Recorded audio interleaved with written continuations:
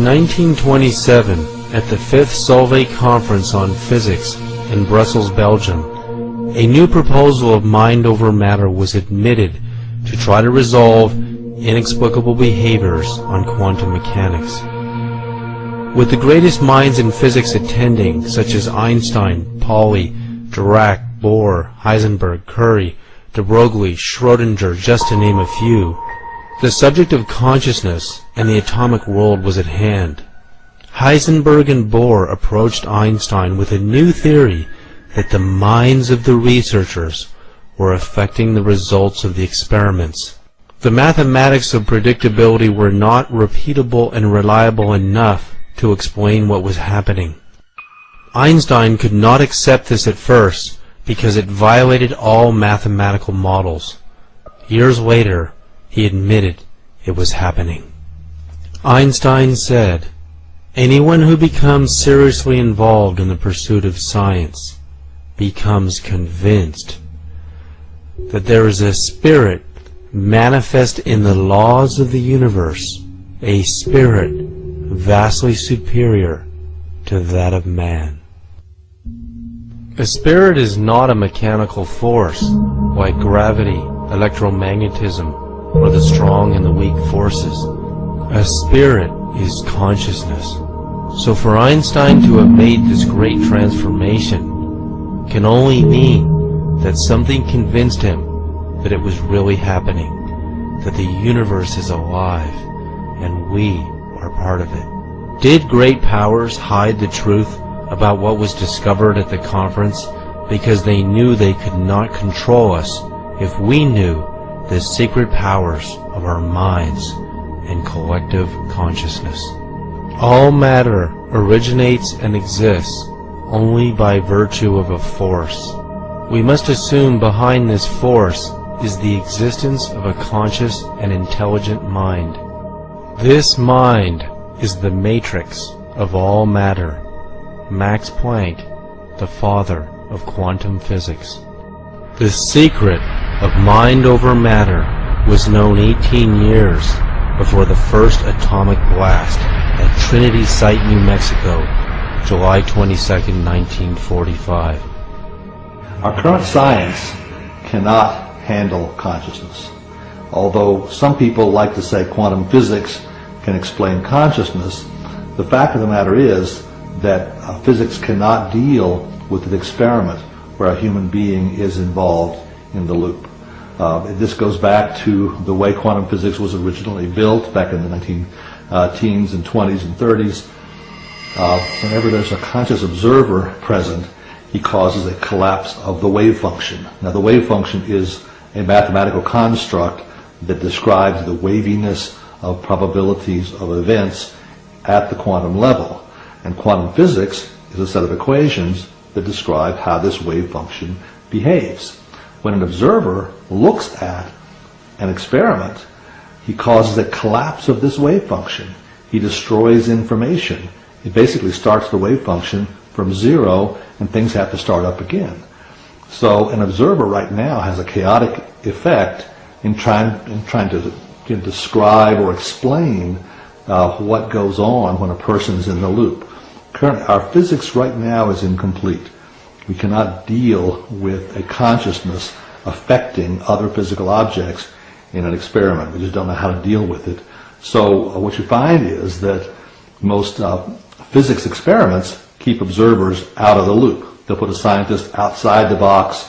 He gets to look in maybe at the end to see what the results were. But because his consciousness collapses the wave function, they don't let him in. It's like a bull in a china shop. He messes up their predictions, and they don't know how to deal with it. We live in a world today where there's a hierarchy of power. There are very powerful people, and there are people with virtually no power at all. What's very important from a biological understanding is every human being is equally powerful in their creative ability to shape the planet. And then you say, well, if everybody is equally powerful, then how did other people gain so much more power? And here's the joke.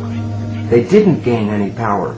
The reason they became more powerful is they took away the power from us. and that the evolution that we're experiencing right now is to recover that power, because when the entire population is possessing such power, there's more of a likely better resolution and harmony than a world today where only few people are exercising that power. And I really look forward to that evolution when we recover the power we've always had, which means going back and reprogramming our belief systems to own how powerful we are.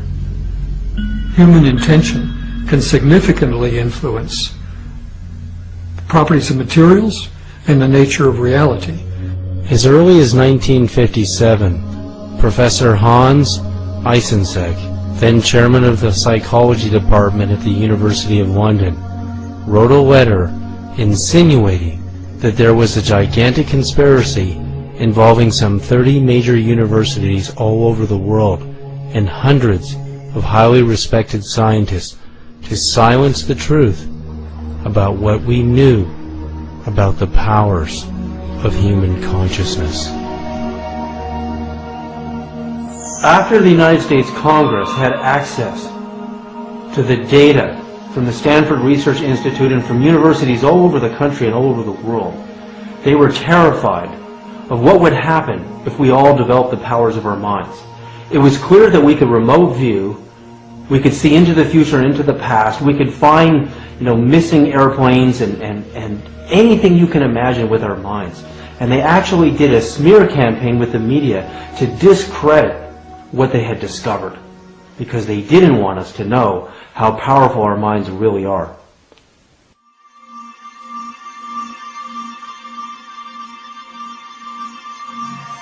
What is the language of quantum communication? How does the universe communicate from subatomic particles, wavelets, superstrings, atoms, planets, to stars, galaxies, and all living beings?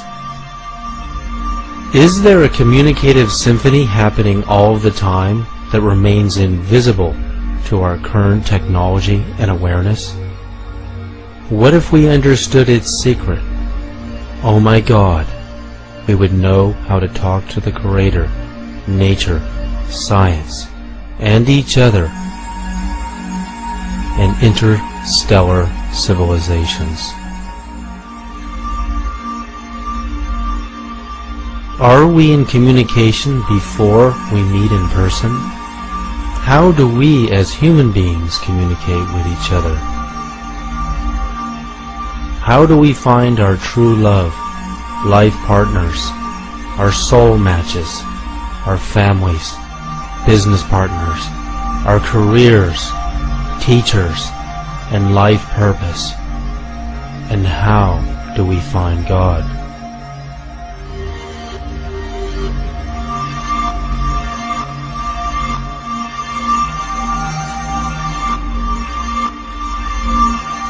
Hey, what's going on? I'm leaving you a message. I'm really starting to get worried that you haven't called me back. And I guess, you're not leaving me much of a choice. I'm going to go ahead and tell you what I've been needing to tell you via voicemail, even though it makes me very uncomfortable to do that. Yeah, heart disease, the body is not a separate entity, all its different parts just acting alone.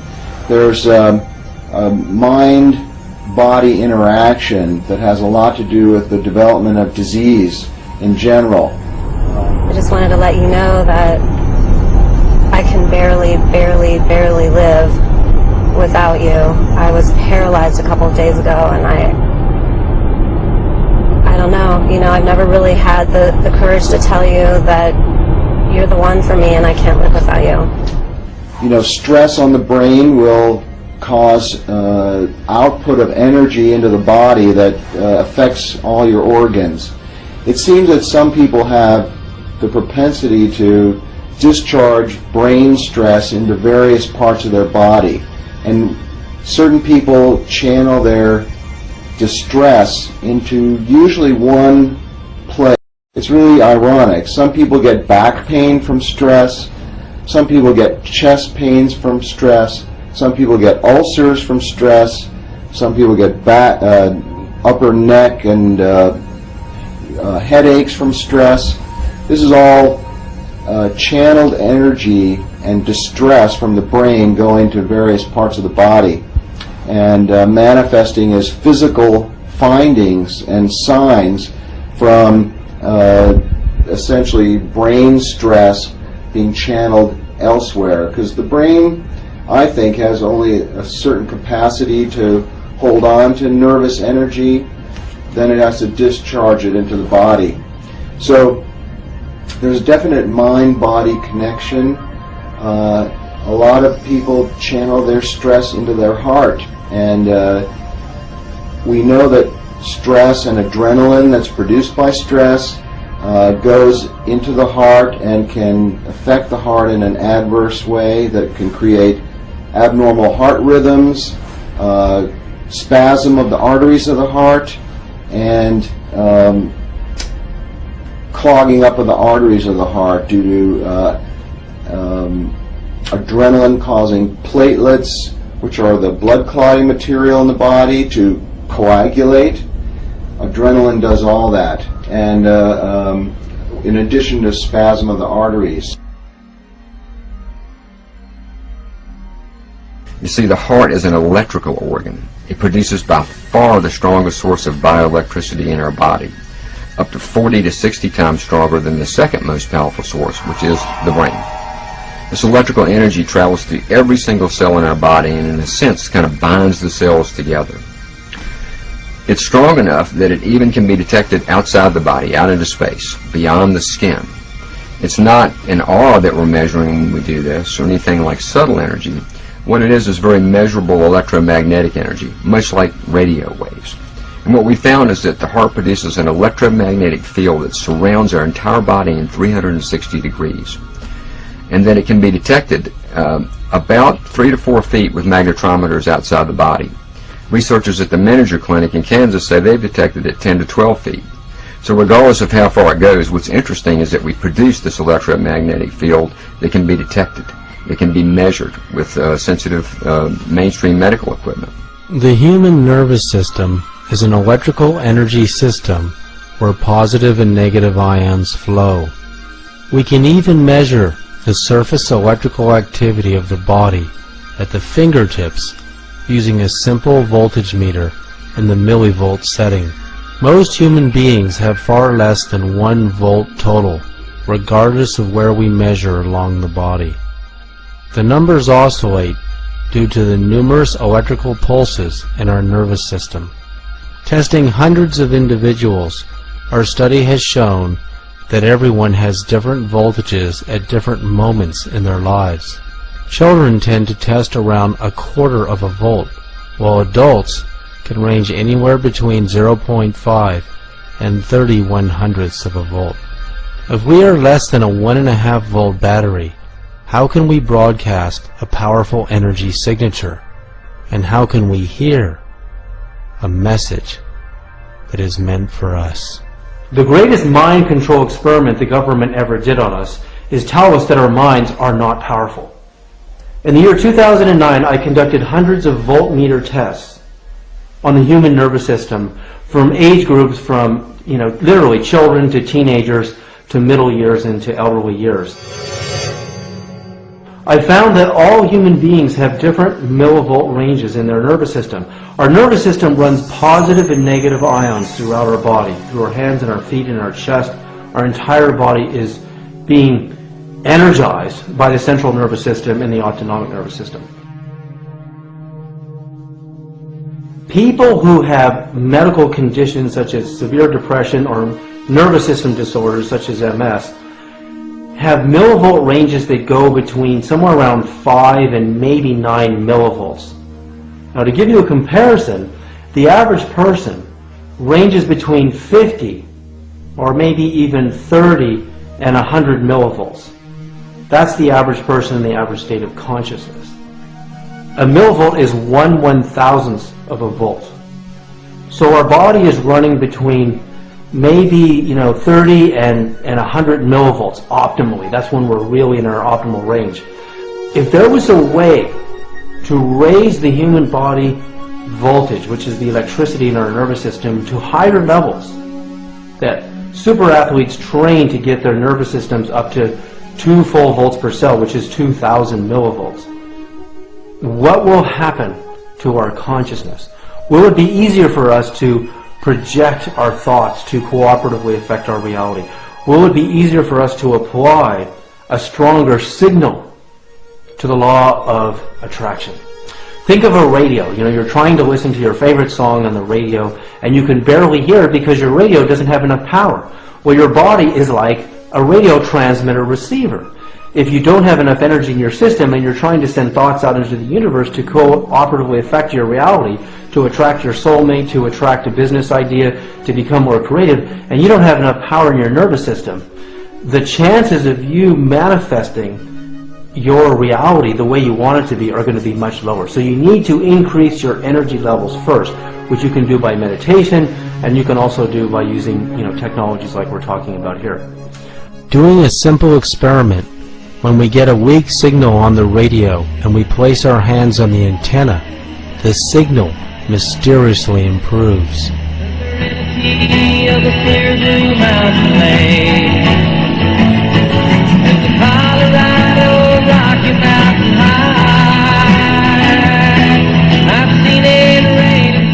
This is scientific proof that we are likened to an antenna that receives messages from the beyond. Our future soul match might be trying to broadcast us a message, but if we are not tuned, we will not hear what they are trying to tell us. You either need more power or a more finely tuned radio.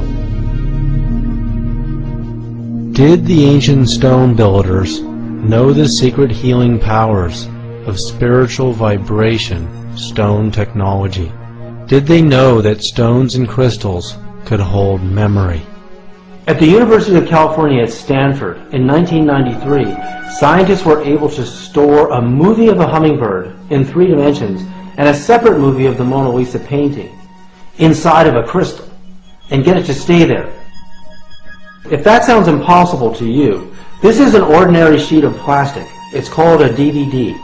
And all it is plastic with a mirror shiny coating on the bottom. A laser bounces through that sheet of plastic, bounces off the mirror coating on the bottom, and sends back the information, a movie, a song, your computer files, whatever you want to store in it, to retrieve it so that you can see pictures, you can hear songs, you can hear voices, and you can see photographs and all of your data files in ordinary plastic. Now I'll give you an example here of what we have. This is stone technology. It's in the same shape as the universe, which is a toroid. It's actually the same shape as the Earth's magnetic field and the same shape as the human eye and the iris. And what we do is we send these stone pendants, which you can wear around your neck and hold in your hands. We send them into a series of 5 quantum energy generators, and we charge them with tachyon energy, which is faster than light energy. And the frequency vibrations of the Tree of Life and the frequency vibration of the NASA actual sound of the sun. So basically, like little miniature hard drives, we found a way to trap, just like a DVD does, traps a movie or a song. We can trap the healing vibrations of the universe in a stone. Then what we did is we tested people. Hundreds and hundreds of people were tested, wearing the pendant, holding it with the left and the right fingers. And we could clearly find, within seconds, the human body voltage would come to much higher levels.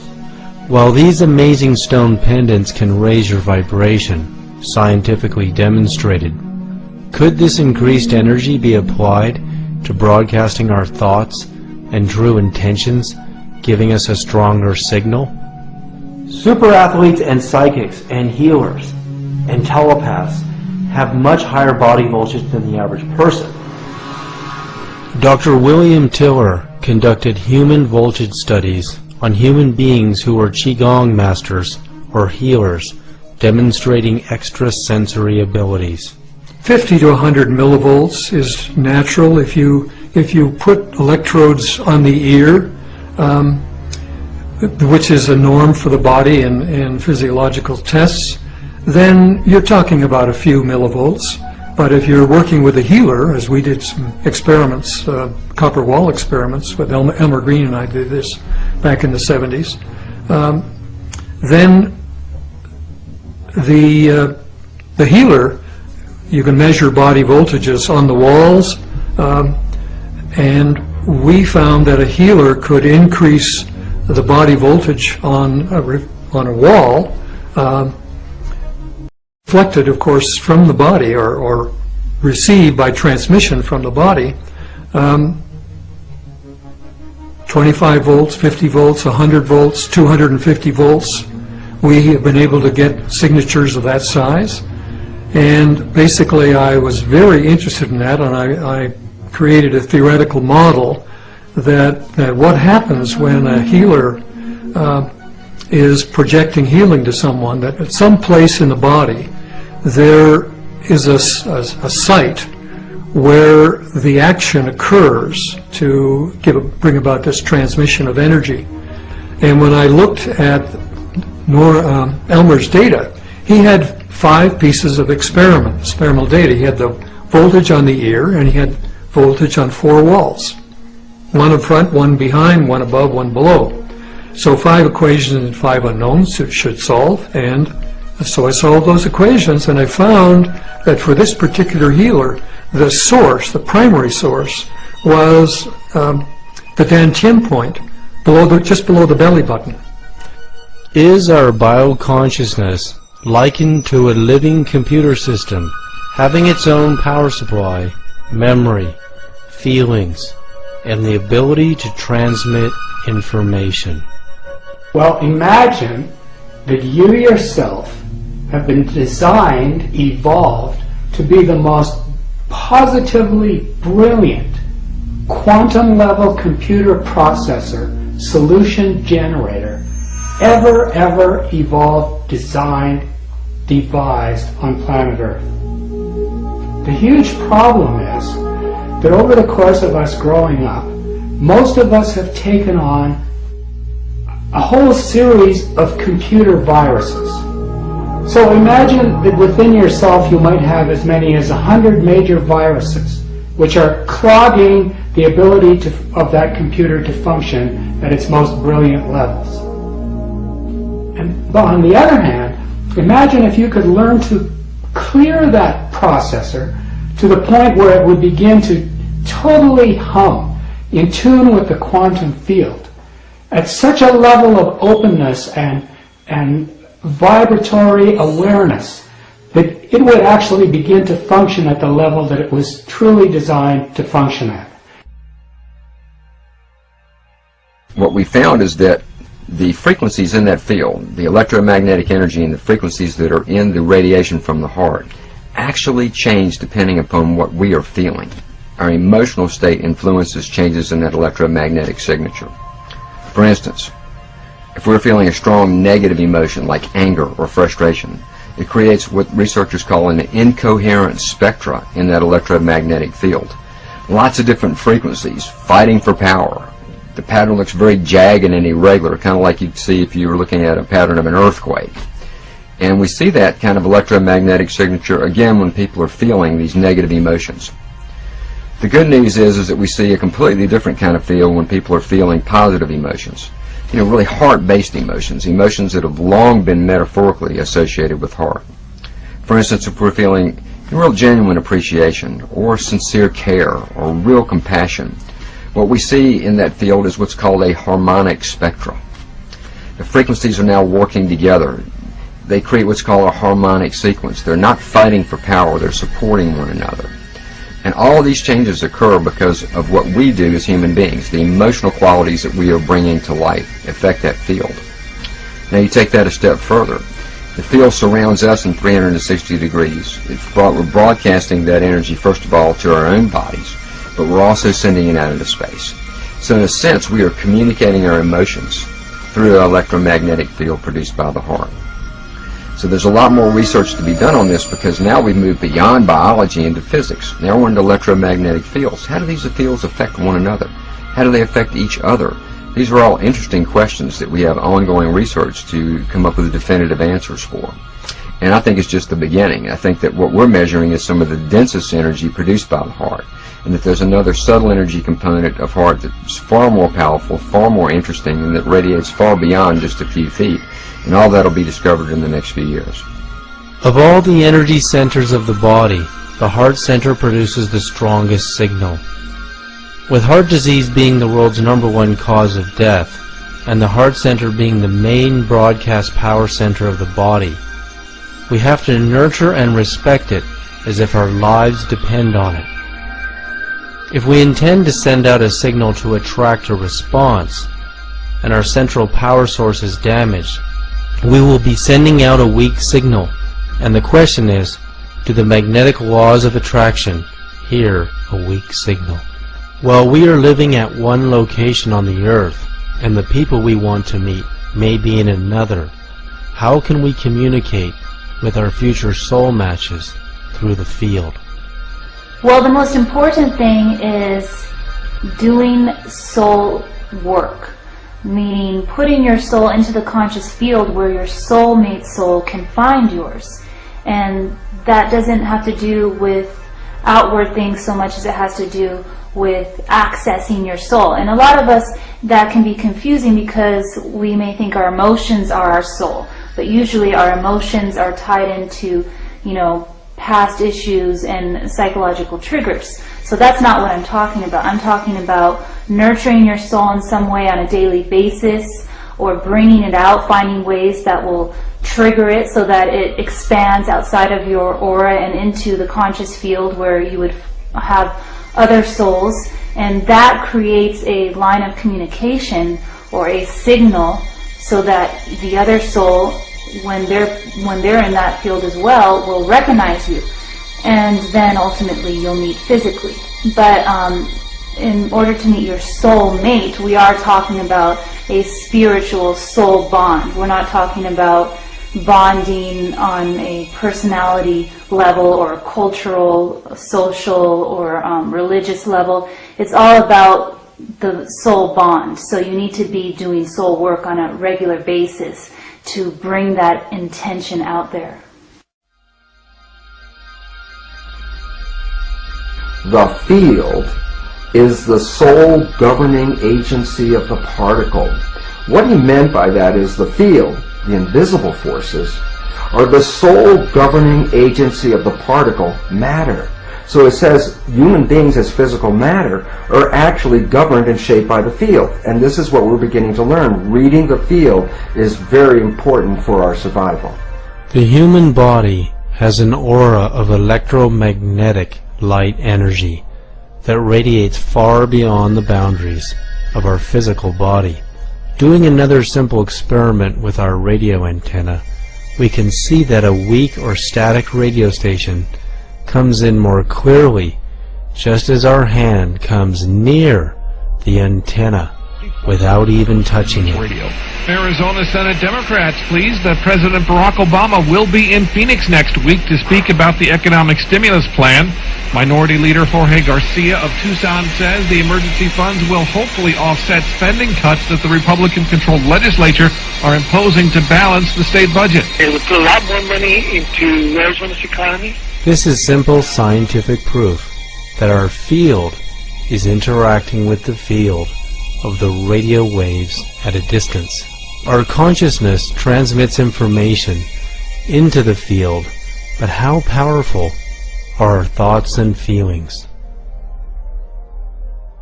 It's important to clear your field so that you are creating a very intentional signal. By that, one of the things is not dating or having flings, not holding on to semi-relationships that have your foot in, one foot in and 1 foot out. You want to clear all of that because that will actually create confusion in the line of communication. It'll make it like static. And it will also bring people around you that can misguide you, or you may think that they're the ones, but it'll be confusing you because you're sending mixed messages. So they may be partially what you want, but they're not in fact your true soulmate because you're sending out mixed messages about what you want. So it's vital to clear your space on that level. If you're looking for an intimate soulmate relationship, totally clear that space and make it open and available to actually find the true soulmate that you're looking for.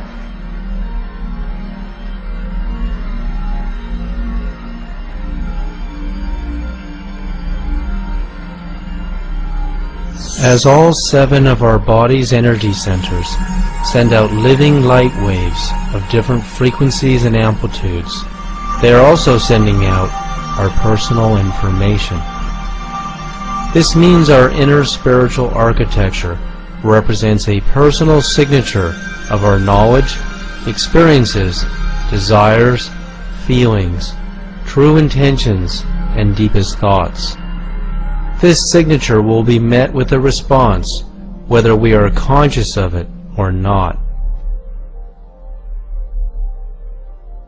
One of the ways to understand the mystery of attraction, the mystery of what pulls some people together, why one woman will turn a man on and that same woman will not turn another, why one man will just make a woman open up in feelings of love, and that same man will be nice to another woman, but she doesn't have those same feelings to her.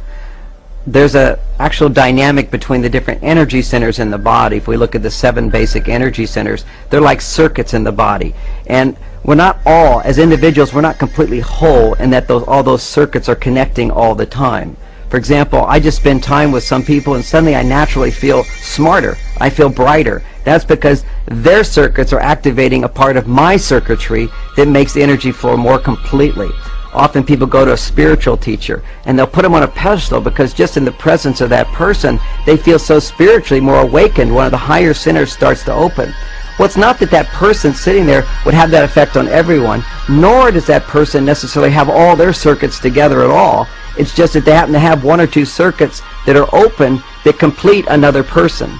In a similar way, it's like a man being turned on to a woman over here and another man not being turned on. This woman literally activates some circuitry inside of this man that completes his energy center, so now energy is flowing to the sexual center. There's always been known in the past the muse. The muse would inspire the writer. If he didn't have the muse, that little circuitry that allows him to express what's inside of him simply couldn't be connected. So that's what the muse does. So in a variety of situations, our relationships activate certain circuits inside of ourselves that connect up the different energy centers. Generally, when we find someone that we're in love with, someone that we want to share our life with, that's what we often call a soulmate. And that's someone who activates the circuits in our heart. They activate us to the eternalness of love.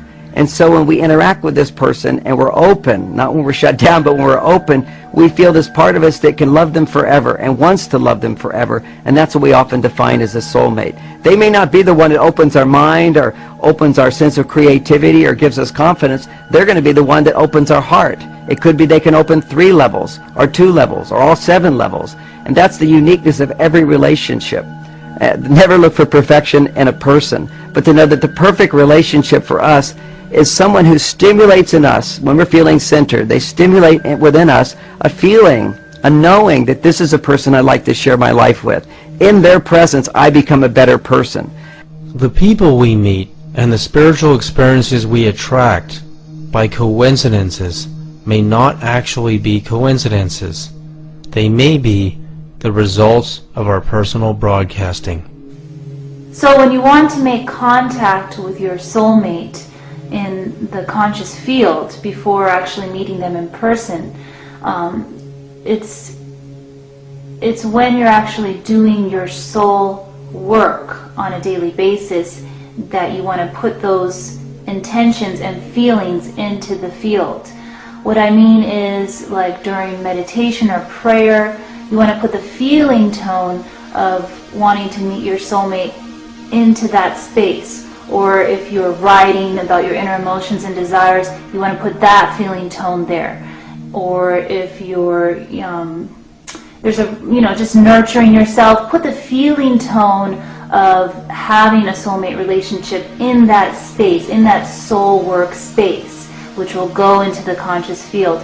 What you don't want to do is put preconceived ideas into that space about what your soulmate looks like, who they are, all those things, you know, it has to do with control. And when you're really ready for your soulmate, you're ready to let go of your control, because a soulmate is in fact a soul bond. It doesn't have to do with all those outward, you know, conditions or ideas. It has mostly to do with that soul connection. So that's why I say you put the feeling tone in that special space more than anything. As human beings, each one of us is characterized by our own vibrational frequency, which is a reflection of the proteins in creating our biology. The significance is that as individuals with individual frequencies, there are some people whose frequencies are more complementary or more matching than other individuals whose frequencies are quite different. The relevance to this is that matching frequencies or complementary frequencies interact with each other and actually, in the terms of physics, interfere with each other. And as two very closely related frequencies come together, their interference patterns result in an enhancement of the field itself, a powering of that field. So this is called constructive interference, and allows two individuals that are closely related to communicate across this field. The most characteristic and easily understood communication is that usually occurs between a mother and her child, which are of course very much connected to each other. And in fact, the child has cells from the mother in it because of the developmental processes that occur during fetal development. And more importantly, the mother has stem cells from her child in her body as a result of fetal development as well. So that both the mother and the child are actually sharing cells with the same receptor frequencies on them. And as a result, and this is very interesting because mothers will report this, that they will know if something is wrong with their child no matter where their child is on the planet. That this is a very, very common experience, that if a child is hurt, a mother will know this even if she's on the other side of the planet. This is just a demonstration of the fact that the communication between individuals can be picked up through this vibrational field, and specifically through the receptors of identity on the surfaces of our cells. Well, the significance of that is it doesn't have to be your own child. It's people that you actually complement with out in the field can communicate across these distances. And very interestingly enough, when people come together as couples and are together long enough, they can actually begin to use this field as communication mechanism without even using words. So it's very funny sometimes to hear a couple that has been together for a very long time communicate with each other with totally incomplete sentences, with no subjects or verbs, and yet both of them understanding the communication while an outside party has no idea what they're talking about. And that is because we have two levels of communication, the field and via the particle, via the body. So it's interesting that we're now beginning to recognize the fields in effect, and this is very, very critical for both our communal organization as well as our own physiological expression, to recognize the power of the vibrations and how they can influence our own biology. Brainwaves are indicative of consciousness, and consciousness can travel as a wave. These waves can be reduced to numerical values of wave particles, amplitudes, frequencies, spin, codes, and information. Professional numerologists study these numbers and codes. They study the numerical values of the position of the stars and the planets at the time and date of our birth location, and our name. Is it possible for advanced numerology to determine our relationships and possible future outcomes?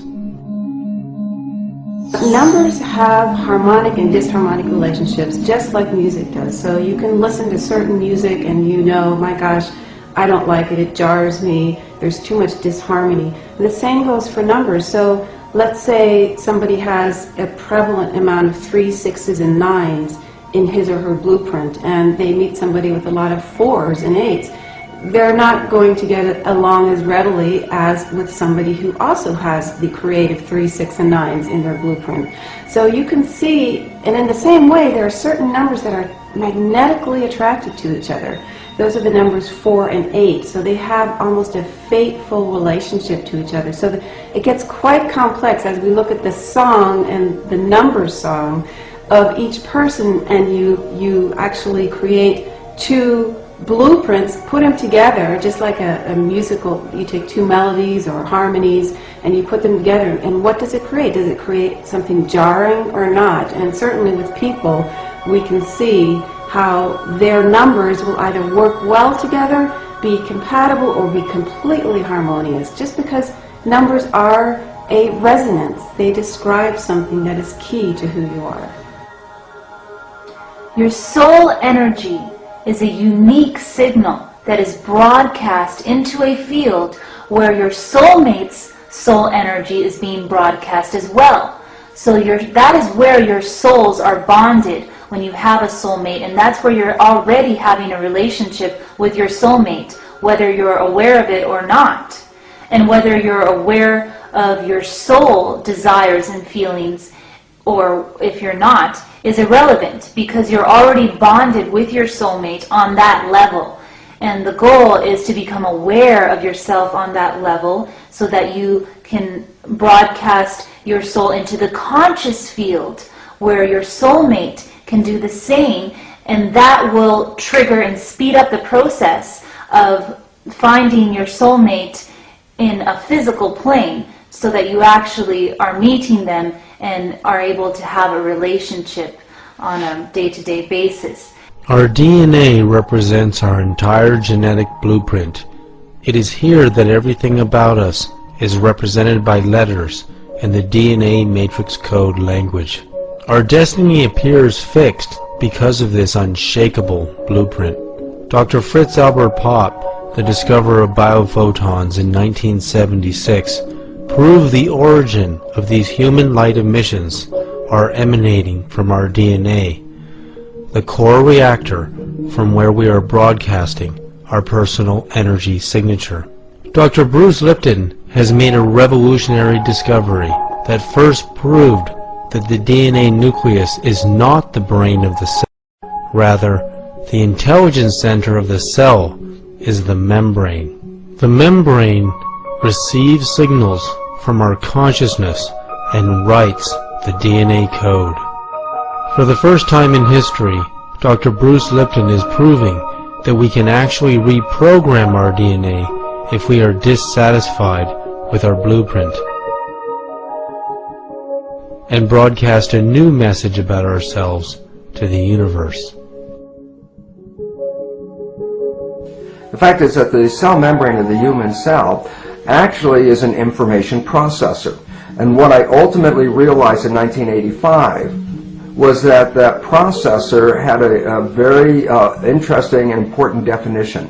The definition of the membrane is it's a liquid crystal semiconductor with gates and channels. When I recognized this biochemical description in 1985, I was very much amused by it, because I said I've heard that exact same definition somewhere else, and actually had to go search for where I heard it or found it. And what I saw was I read it in a book called Understanding Your Microprocessor, a simpleton book about how to use a computer. Basically, the definition, liquid crystal semiconductor with gates and channels, is the exact same definition of a computer chip. What this all led to was a very simple and yet very profound understanding. The cell is an information processor because the membrane reads the environment and adjusts the biology. The nucleus of the cell with its genes represents a hard disk, and the genes are programs. Our old belief system is that the nucleus and its programs were read-only memory, so that whatever the genes are, that would be our fate. However, the new insights offered revealed that the nucleus of the cell was not read-only, it was actually read-write. So basically, the cell was a programmable device. You'd put it into an environment, it would read the environment, and then adjust the expression of the genes to match the needs of that environment. So taking genetically identical cells and putting one set into a culture with certain environmental conditions caused the cell to program itself as a muscle cell, and a genetically identical cell put in yet another environment, reading the constituents of that environment would lead to the expression of a bone cell. So basically, the cells are programmable in response to environmental information. And one last piece, just to tie it together for all of us to understand, is that if you put a culture dish of cells into an adverse environment, then what would happen is that those cells would actually get sick and start to die. And if you take that very same culture dish and move it into a healthy environment, the same cells would immediately recover and start to proliferate, and the cultures will flourish. The relevance about all this is that we go back to the nature of a human being and recognize that containing 50 trillion cells, the human body is essentially a skin-covered petri dish. If you take your human petri dish body and put it into an adverse environment, it will cause the cells to get sick and to actually begin to die. And yet if you take that same skin-covered body and put it into a healthy environment, the cells will rapidly recover and begin to flourish again. So the important reality is that our state of health or disease is really a reflection of the environment that we live in and the environment that we perceive.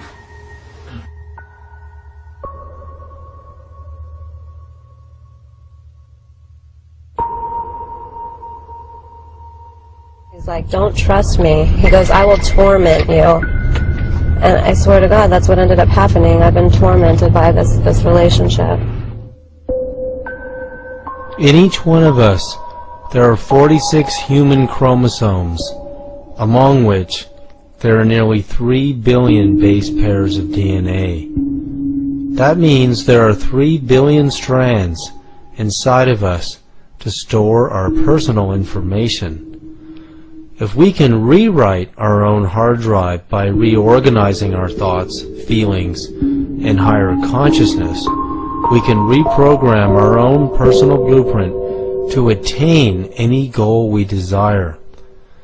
As our personal energy signature broadcasts this new message, we will discover new people in our coincidence meetings. We will also gain new knowledge to apply towards our own enlightenment, relationships, careers, and life purpose. Scientific studies have shown the heart is not only the most powerful center in the body, it is the most intelligent, having the ability to receive precognition. If we can create a coherence with our minds and heart center, we can access our intuition more frequently. One of the interesting studies that was done here at the Institute of Heart Math with our chief researcher, Dr. Roland McCready, was a study on intuition, on the intuitive response. And in that study, they had test subjects that were placed in front of a computer, and they were wired up. They were looking at brain waves, they were looking at galvanic skin response, they were looking at readings from the heart rate variability analysis, and things like that. The test subject would push a button and there would be a delay before the picture would appear on the screen of the computer. And the computer was randomly selecting the pictures. No one knew, no one could know what the computer was going to select. Some of the pictures were pleasant and some were horrific. What we found was that in many cases the body started responding to the upcoming picture, responding in the way it would normally to the upcoming picture. About 6 seconds prior to the picture actually showing up on the screen. 6 seconds prior, the body began to do what it would do if the picture was there. It was a very, very complicated study, a very detailed study, published in 2 parts in the Journal of Complementary and Alternative Medicine. The data analysis showed something very, very interesting.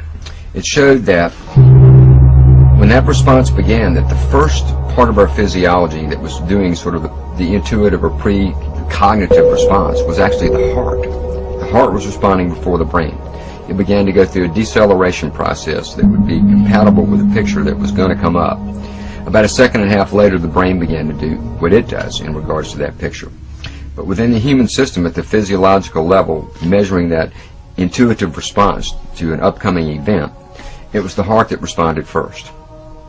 And as I read the summary of that study, I found it fascinating, because what the summary basically said was that it appears as if an upcoming event is significant or emotional, that we have a tendency to be able to sense that or to respond to it before it actually occurs.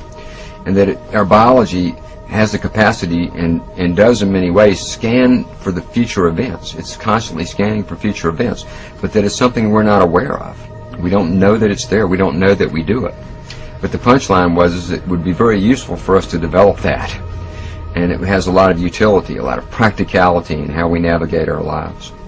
And so it's just one study beginning to decode, something that's remained sort of mystical or sort of vague, which is intuition. What is intuition? And I think certainly there's a lot more to go in that area, but this is one study that indicates that there is a response, that the body itself is actually scanning for future events, and that the first responder to that entire process is not the brain, but in fact it is the heart. We know that our whole biosystem begins to shift in terms of what we in sports psychology have been referring to as being in our zone. So when a person learns to open into that more quantum attuned way of being aware and being present, it's like instead of focusing in narrow-band, problem-focused, fear-based ways, where we're looking at some kind of threat and focused entirely on a problem, and all our internal organs begin to contract, and thus our emotional system begins to go into overreaction. When we're feeling and emoting, when we're being within that zone space, our internal organs begin to open up. They begin to relax. Our awareness field, instead of being narrowband focused, starts to broadband focus. And what studies have shown is that in that state, we actually begin to process way more bits of information per moment. And when we're in that state, we have the experience as though time is slowing down. Because we know from time and motion studies in movie projection that when we feed more frames of information per moment through a projector, it creates the illusion of time slowing down. So this is often what people experience when they're in that zone state of more quantum field, present attuned awareness. They start to feel like they can make much more effective decisions in a kind of ongoing, flow-like way. We've all had tastes of what it's like to be in this zone. Those are those magical times when you have a few hours, a few days sometimes, even sometimes a few weeks, where it seems like you just can't do anything wrong. Everything comes up roses. You're in the right place at the right time, the right information comes to you, you start to feel like you're being guided to make the right decision.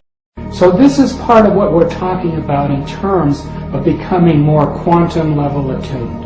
In 1992, Professor Walter Schempp discovered how atoms communicate with each other over any distance through the field.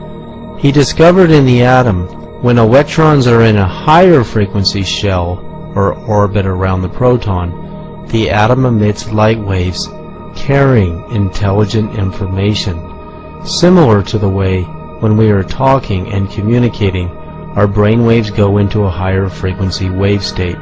He found when the electron jumps to a lower frequency wavelength, the atom receives photons carrying intelligent information, as if they are listening, just as when we are listening, we go into a lower frequency brainwave state. The timing of when electrons jump shells to higher or lower frequency orbits is completely random and cannot be quantified by any mathematical predictable formula, likened to random human behavior. There are several other behaviors in quantum mechanics that remind physicists of human random consciousness, as opposed to models demonstrating repeatable and reliable mathematical timing, such as the sun rising every day at the precise expected time, and the 9 planets' orbits around it. In the quantum universe, finding precise timing and repetition of events is very difficult in certain functions of the atom and its components. Niels Bohr and Heisenberg presented to Einstein at the 1927 Fifth Solvay Conference on Quantum Mechanics that the minds of the researchers were affecting the angular momentum of the electron spin around the proton. This was because different data came in when different researchers were conducting the experiments. The data was always random and could not be quantified in a repeatable and reliable mathematical formula. As far as the laws of mathematics refer to reality, they are not certain. And as far as they are certain, They do not refer to reality. Albert Einstein. In Richard Feynman's book, The Strange Theory of Light and Matter, he tried to quantify the behavior of the timing of which light particles, photons, emanating from a light source would reflect through several layers of glass and bounce back to detectors. Light particles do three things when they strike a glass target. One, they either travel through the glass sheet, or two, they react and scatter inside the glass sheet, or three, they bounce back to give us a picture of the sheet of glass. Feynman shined his light source through several sheets of glass, allowing light particles to choose to bounce off of or react to the surface of various layers of glass. He wanted to see if there was a quantifiable formula for which photons would bounce back and which ones would travel through the glass or penetrate deeper and bounce off another sheet of glass or scatter and react inside of it, or deeper yet, travel through all the sheets of glass. Regardless of the color of light and various other parameters, there was no way to quantify the strange behavior of light and matter. The light particles, photons, always behaved randomly as to what they would choose to do, just as in human consciousness.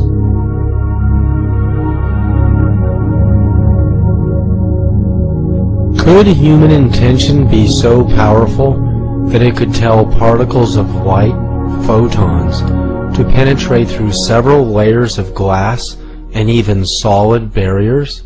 PhD psychologist Stanislav Ojak has demonstrated his power of intention over the film plane of a camera.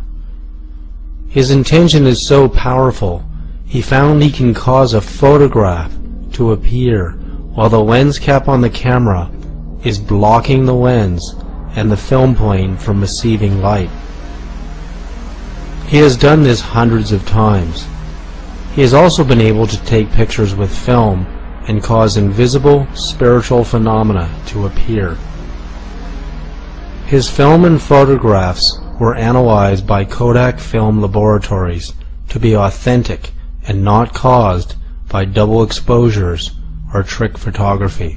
Several abnormalities that began to occur in the photographs.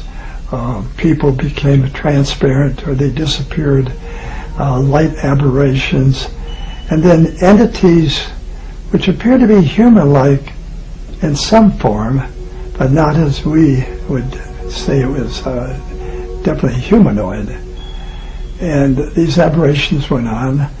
So over a period of about 4 years, it's 74 to, it's longer than that, 74 to 1981, accumulated over 5,000 photographs with a 22% anomalous factor in regards to that.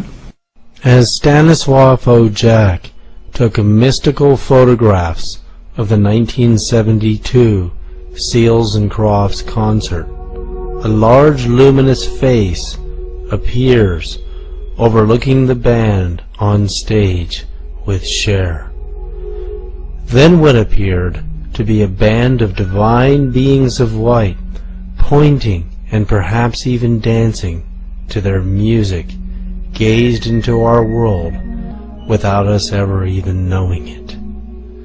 Could beings of light and even angels have listened to the spiritual music of Seals, Croft, and Cher? Could such beings have even inspired their music to be born?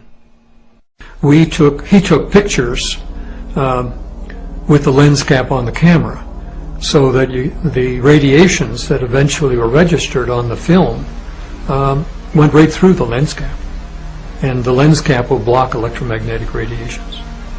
So it definitely was different radiations than electromagnetism, and that's why I've called these things subtle energies. They're doesn't mean they're weak, it means they're subtle in the sense that they're very different from the energies associated with the four fundamental forces that we know from orthodox science. Dr. Claude Swanson's synchronized universe model may help explain how we can see into the invisible dimensions of the universe and explain visions and apparitions, and how we can interact with those dimensions, but more importantly, to prove that they are part of our reality. I developed what I call the synchronized universe model as a way of trying to expand current physics to account for a lot of these psychic phenomena, paranormal phenomena.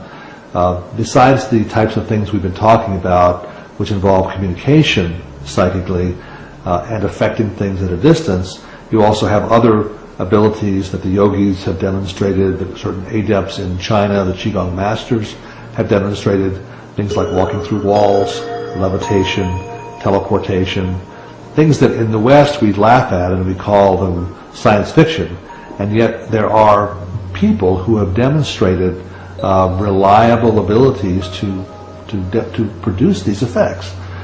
So our science needs to be able to account for how this is possible. And the synchronized universe model says basically that matter is not what we thought it was. They're not like little billiard balls or even little quantum points moving around, that when we say there's a particle at some place, it's a solid matter, what that really involves is an energy exchange between that charge or that particle and all the other particles in the universe. That things are moving very rapidly on a very small scale. This is a scale smaller than the size of the electron, down to more like the Planck scale, which is the basic smallest scale that physics tries to describe. At that scale, there's a synchronization that has to happen, that particles only see each other when their velocities are lined up with each other. In other words, at a very small scale, all the particles are moving very rapidly at the speed of light. So in this system, at a very small scale, and this is part of what we have special relativity, part of our current physics, at very high speeds, a particle only can kind of look in the direction that it's traveling. So if it emits a photon, it has to be in the direction that it's traveling at that instant. Off in the distance would be some other particle. If they're going to interact mutually back and forth, that particle also has to have a velocity lined up with the first one. So the primary interactions at this very small scale would involve particles with velocities that are aligned at that moment of interaction. A moment later, their velocities have changed because they received an impulse from one another. And what this leads to is the only stable solution of this system is when the particles end up being synchronized with each other. The ones that interact consistently on the average over time are the ones that take on little orbits at very small scale, down to Planck level, which are synchronized. You could have many, many other systems of particles that have some other synchronization, either a different frequency of oscillation or a different phase, so they're in some other part of their orbit, so they're looking in a different direction. Those particles would not, on the average, see the first set of particles. So they would be invisible to us, or we might see them occasionally as quantum noise, and that may well be the origin of quantum noise. So you end up with a system which you can think of like a stack of sheets of paper, and one sheet of paper is like our physical universe. The particles on that sheet of paper are the ones that are synchronized with each other. We call that physical reality. That's what our current physics tries to explain. That's where our laws are applicable. But you could have many, many other sheets of paper with these other parallel systems that are synchronized a little bit differently. Now, what raising the gauge and paranormal phenomena and torsion and these other forces that I've been talking about, what they do is they shift our little sheet of paper. So now we start to move down and dip down and interact with other parallel systems. And that's what happens when you can start now to, instead of being limited to a four-dimensional reality, your dimensionality now can be 5, 6, or 7 dimensions as you interact with other parallel systems. When that happens, strange things become possible that were not possible before.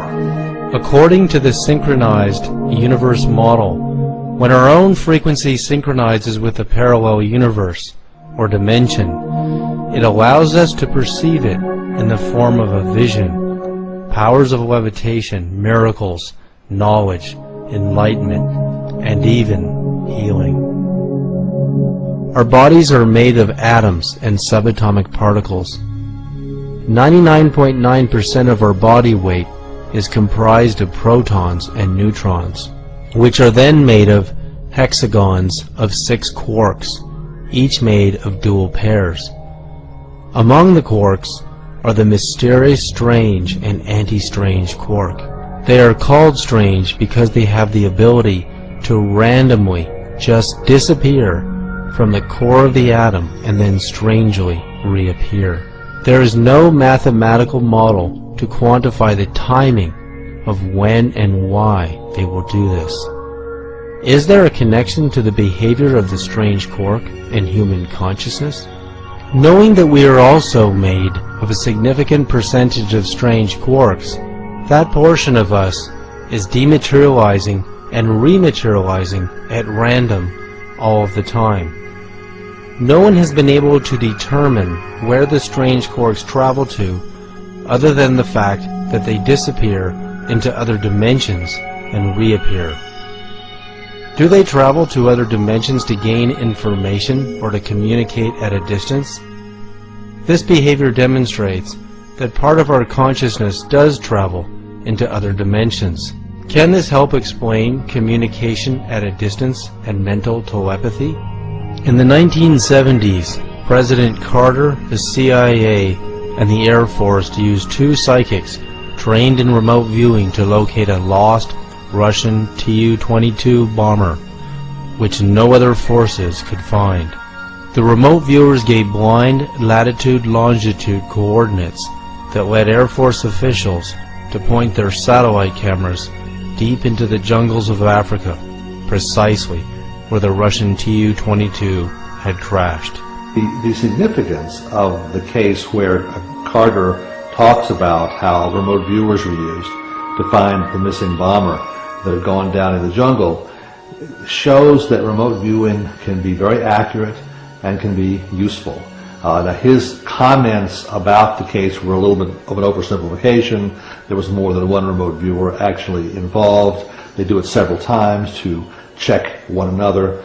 But the fact is that remote viewing, number one, can be very accurate, and number two, was really used for important cases over an extended period of time. And even though they claim that it's finished and there's no more remote viewing going on, that's what they said before they admitted that this program was there too. So you can make your own conclusions about that. The point is that consciousness really can be used to give us information that might otherwise be unobtainable. Later, in 1979, Congressman Charles Rose, then chairman of the House Subcommittee on Intelligence Evaluation, reviewed the U.S. government's secret psychic spy program. He then warned that if the Russians had this ability and we didn't pursue it further, we would be in serious trouble. Well, there's certainly plenty of evidence that the out-of-body programs were going on, the remote viewing programs were going on. What has been made public is the 20-year remote viewing program that was started by the CIA in the 70s that physicist Hal Puthoff and a couple other people started, and they found out from their early experiments they could go into laboratories in Russia. One of the first laboratories was at Semipalatinsk, which the CIA at that time had been unable to look into. They saw a building, large structures, a lot of activity, but they could not tell what it was being used for. And so one of the first successes that started the program was when a man named Pat Price remote viewed the inside of the facility. He saw overhead cranes. He saw overhead cranes moving along overhead outside of the building that had railroad tracks on each side of the building. He saw these huge steel spheres that were being cut with special types of welding techniques. There were foot-thick steel sections of spheres. We had no way of, at that time, of welding such large structures, but they developed a technique to do so. And by using his remote viewing ability, he figured out that these were going to become large underground spheres to capture the energy from explosions and then use that energy to make a beam weapon. This was part of the Russian beam weapon program. And of course, in the 80s, Ronald Reagan started the Star Wars program in an effort to counteract some of this technology. But the first inkling we had that the Russians were involved in this was Pat Price's remote viewing back in 1974 or 75. While the United States nuclear weapons program, Peak in Evolution, was a 15-megaton nuclear bomb, the Russians were far superior, testing a 50-megaton hydrogen bomb on October 30th, 1961. Was Russian psychic espionage into the United States secret weapons program instrumental in allowing them to gain the advantage? Today, with the Cold War at its end, Russian psychic research is used for mostly peaceful means. Konstantin Korotkov is a professor of physics at St. Petersburg Tech University in Russia. He is the inventor of the world's first camera that can see deep into the human aura's energy field and information band. It is called the GDV. The computer software reads the data the GDV provides on an individual's auric field. It can see breaks in the energy field, early signs of damage to organs, and changes in the field due to higher states of consciousness, the amplitude of energy coming out of all 7 energy centers, how well the 7 energy centers communicate with each other, and even mental telepathy and healing. So it was really very interesting time, because we were able to organize a research laboratory, a research center outside of the city, in some remote place. We took a house. In this house we put all possible equipment that we were able to think of by that time, and we've been selecting and inviting people who was really talented clairvoyants and talented psychic people, and then we trained them how to operate with each other, how to deal with telepathic communications, and we've been measuring all this process. So it was many sessions like this, several years. It was very interesting results, and everything we published secret reports on this, of course. It never been published in any journal, but we have proven that telepathic communication with people is really possible. And it was done on very precise scientific basis. But our approach was different from approach of Russell Targ or some other researchers in the world. First step was to select specific people, to find out people who can do something and who communicate with each other. And I am absolutely sure that really effective communication comes between people who are really attuned to each other, who have this very, very special entanglement to each other. It may be men-women, it may be men-men, it may be women-women, it doesn't matter. It's not gender difference. It is a topic of, I would say, spiritual interconnections. And if they have it, then they may be trained how to interact with each other. So from our point of view, when we've done these experiments, and we are doing these experiments up till now, it is very important to select people, to train them and attune to each other. Then it may be effective communication. Do we receive messages from others without even knowing it? This was a study to show is it possible to send and quantify, measure energy of healing, loving energy, to sending. So if we send loving energy to another being who is not directly in front of you, but in another space, will they receive it? And if they receive it, how does it show? Wow. That was the purpose, and this was done with a team of researchers in Slovenia. So here we see that you've got the person who is sending energy. This is the right side, is sending of energy, and on this side is the receiving of energy. So from the right side, when you talk about, because the emotional heart is on the right, it is sending, so there is a little burst, and of course these bursts are captured. And it's separate from the body. It's leaving, this burst is leaving the body. Indeed. Oh, that's amazing. And the receiver is receiving it. And look at the shape of that too. How far away are they physically from each other during the explosion? 2 buildings. 2 buildings? 2 buildings. So this burst of energy traveled 2 buildings and went to this person who was the receiver. And this is documented scientifically as biophoton emissions. Yes, yes. If we attempt to send someone we are tuned into a message with our mind, will they hear it? Will they receive it? Protocol where we have instruments on both people, both sender and receiver, and they physically situated in different places, and it may be in different places in Moscow and St. Petersburg, or Moscow to St. Petersburg, or Himalaya to Moscow, Nepal to Moscow, Venezuela to Moscow. So we did a lot of experiments of this kind. In any situation we have time that is related to astronomical time, and it's all now possible by GPS to correlate all this. And we were able, and we are measuring moment of sending emotion, because we are sending not images, not some pictures, not letters, but we are sending emotions. And the aim to detect those emotions on the other end. So we are measuring sending and response from biophysical measurements. This is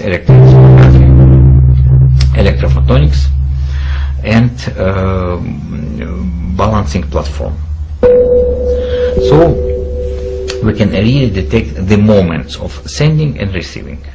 And in all our experiments we demonstrate that it is no time shift. Not zero. Zero. Instantaneous action at a distance. Absolutely. Instantaneous effect.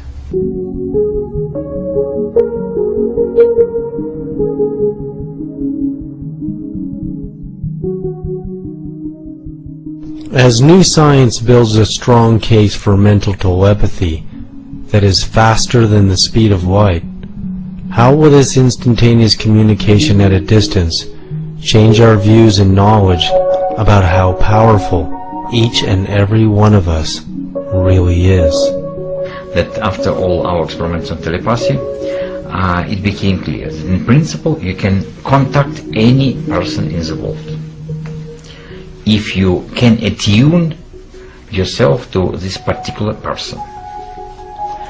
And of course it needs some training, it needs some imagination, you should be trained how to do this, but in principle it's not very difficult.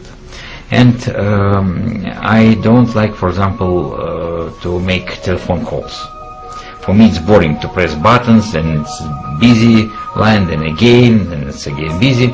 So when I need to contact someone, I just contact this person in mindset, and they ask person to call me, and it works very well. So it's people usually call and contact somehow, and it works really brilliant. Could a telepathic message be sent from the moon back to Earth? In 1971, Apollo 14 astronaut Edgar Mitchell believed the powers of the human aura and mental telepathy were so profound he conducted an experiment while he was on his way back to Earth from the moon.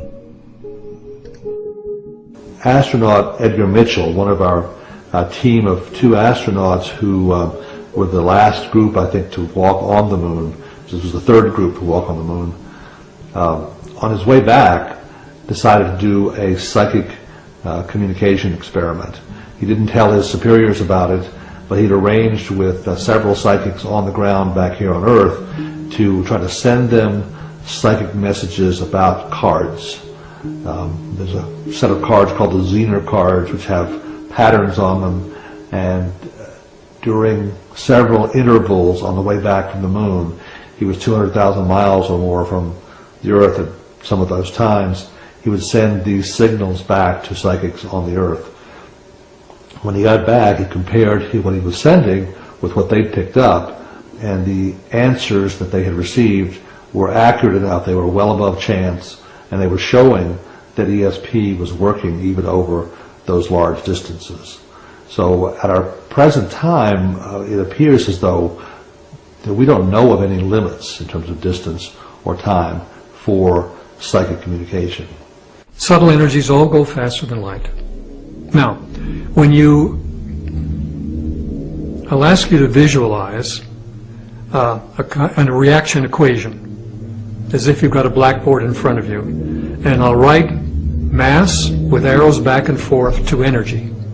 That is basically what we've done for the last 400 years in orthodox science. And the connection link is Einstein's E equals mc squared.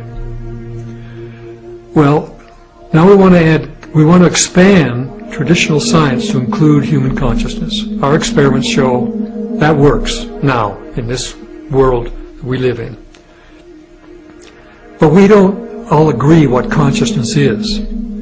So let's not ask what consciousness is, let's ask what consciousness does.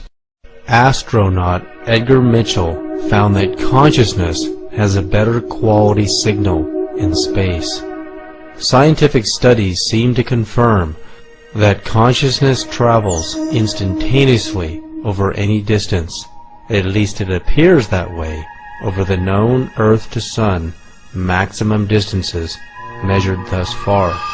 Dr. William Tiller calculates that due to the fact that consciousness cannot be blocked by any barrier, including lead and mountains of rock, which are capable of blocking the highest frequency gamma rays, consciousness must be of a higher frequency than the gamma ray spectrum to allow it to penetrate these barriers.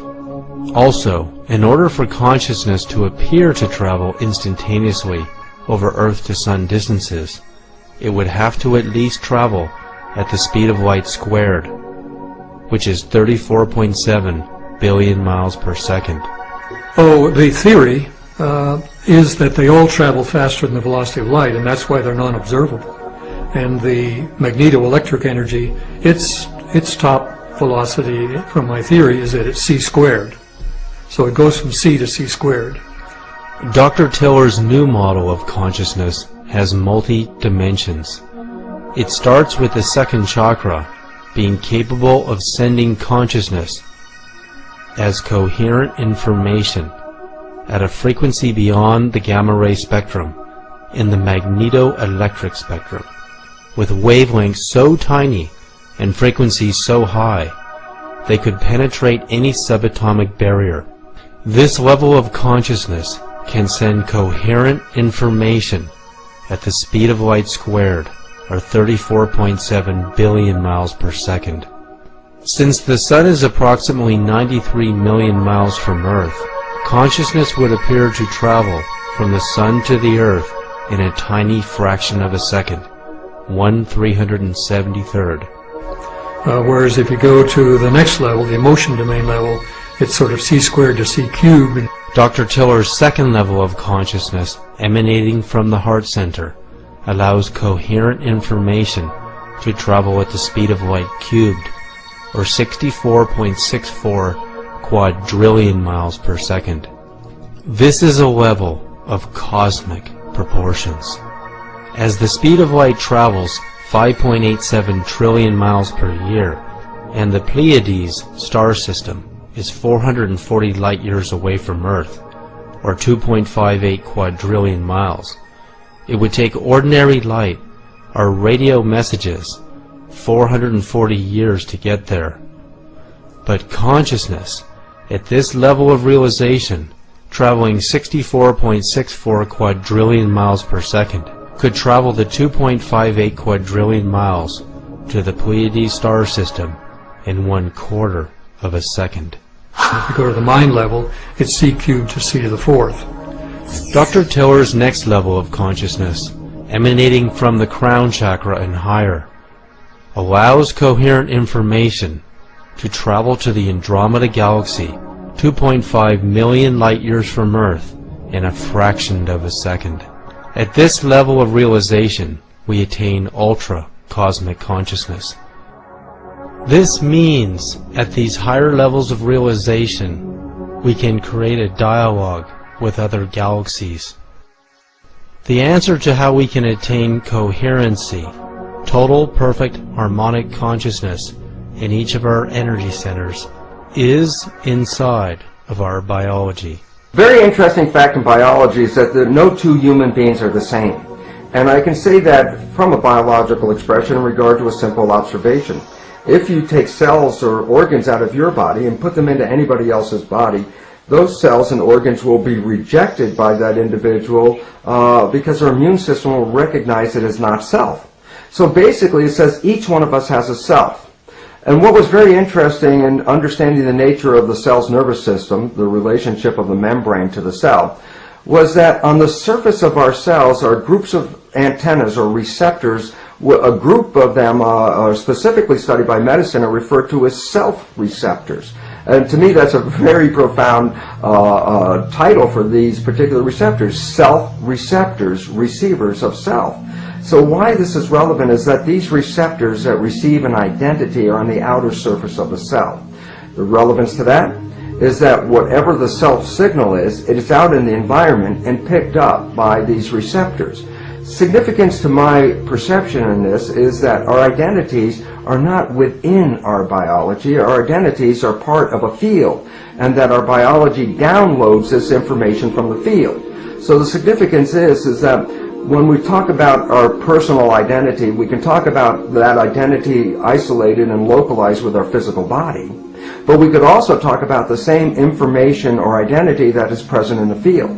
So for example, Cleve Baxter did some wonderful experiments where he took cells from an individual, put them in a culture dish, and separated those cells from that individual by a distance of 40 or more miles. And what he had was an experiment where he put electrical devices to read the electrical activity of the cells in the culture dish. At the same time, he was reading the electrical activity, for example, the EEG activity of the donor of those cells who was 40 miles away.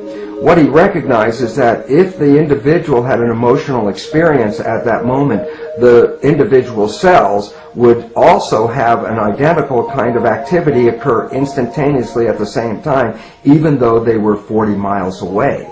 The relevance about this is really very supportive of the fact that the identity is not localized within the body. The identity is part of the field and spread all over the surface of the planet. Significance is this, is that then two people have two physical bodies and they can interact, but they also have two environmental identifications, meaning some kind of energy in the field that is unique to them. Since the field is all entangled and integrated with each other all over the world, that means people are never really separated from each other by physical distances in regard to their personal identity, even though their bodies may be separated. So basically, the nature of people communicating with each other is to recognize that individual identities as vibrational frequencies in a field can interact with each other, especially if there's something called harmonic resonance, meaning the two frequencies share wavelengths together so that when they come together they vibrate together.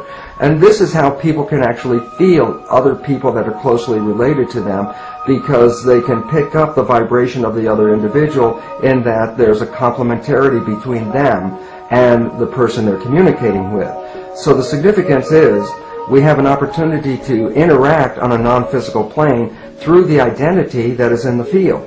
And this is very important because it is not localized to space or time, that people can communicate over vast differences on this planet at exactly the same moment of time.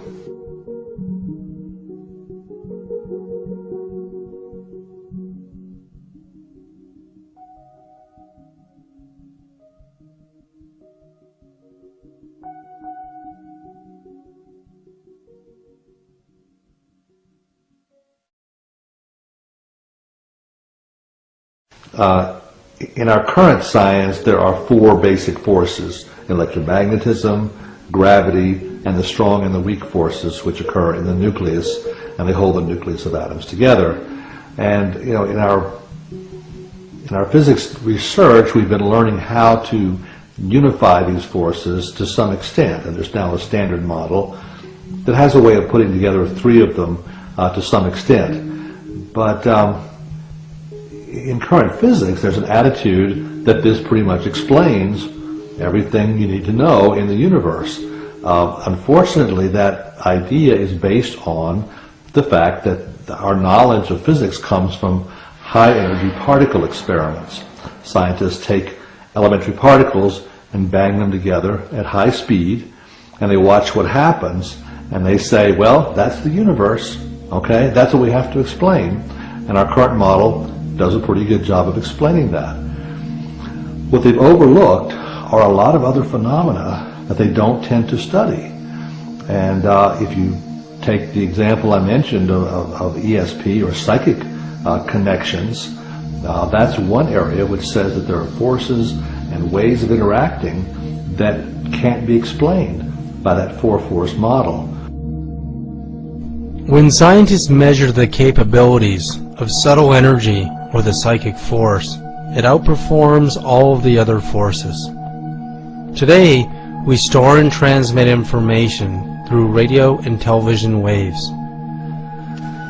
This kind of information is likened to human consciousness, but it doesn't possess all of its qualities. Consciousness is still unique and more powerful. Radio waves and microwaves are used to broadcast voices and television pictures at the speed of light. The problem is these electromagnetic signals get weaker over distance and can distort or collapse when trying to move through solid barriers such as walls, metal, or even mountains. After conducting hundreds of tests, scientists have discovered that subtle energy, the psychic force, is capable of penetrating any dimension, barrier, or distance with no loss in signal quality, even through vast distances in space. The Princeton Pear Lab experiments have also shown that people's minds have the ability to affect things at a distance.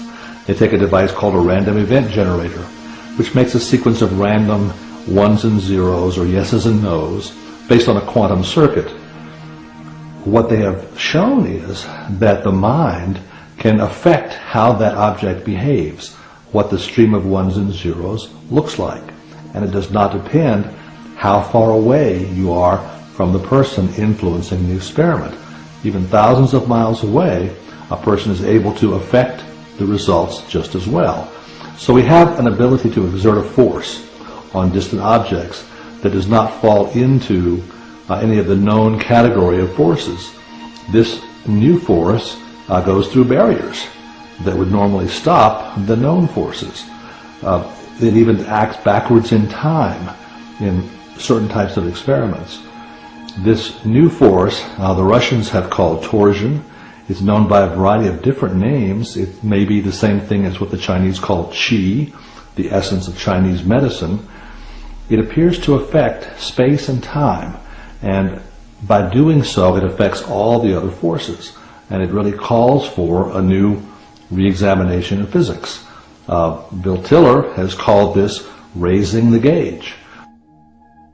Dr. William Tiller has conducted hundreds of tests proving that human consciousness or intention can affect the pH value of water over any distance and through any barrier or dimension. Now let's start with the unstated assumption that's been existing in science for 400 years, since the days of Descartes, and that is that no human qualities of consciousness, intention, emotion, mind, or spirit can significantly influence a well-designed target experiment in physical reality.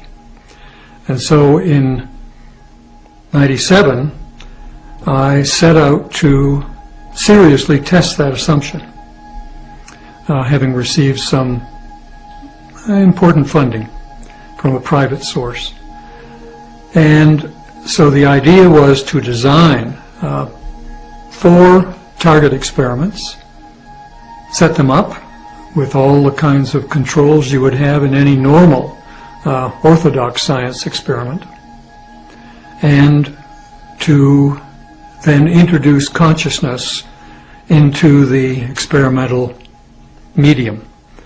The 4 experiments were the intention was to increase the pH of water by 1 full pH unit with no chemical additions. And the water was in equilibrium with air. The second target experiment was to decrease the pH of the same water by 1 pH unit with no chemical additions, and again in equilibrium with air. And in both cases, the accuracy of the measurement instruments were plus or minus 0.01 pH units. So we were asking for a signature which was the order of 100 times the noise. First, Dr. Tiller did experiments applying direct human intention to water and got positive results. He then was able to capture a human intention as if in a computer hard drive and a bioelectrical intention host device with the instructions to raise or lower the pH value in water. Regardless of distance, repeatedly, the intention was able to affect the pH value in water. Within 3 weeks, the pH had gone up 1 pH unit.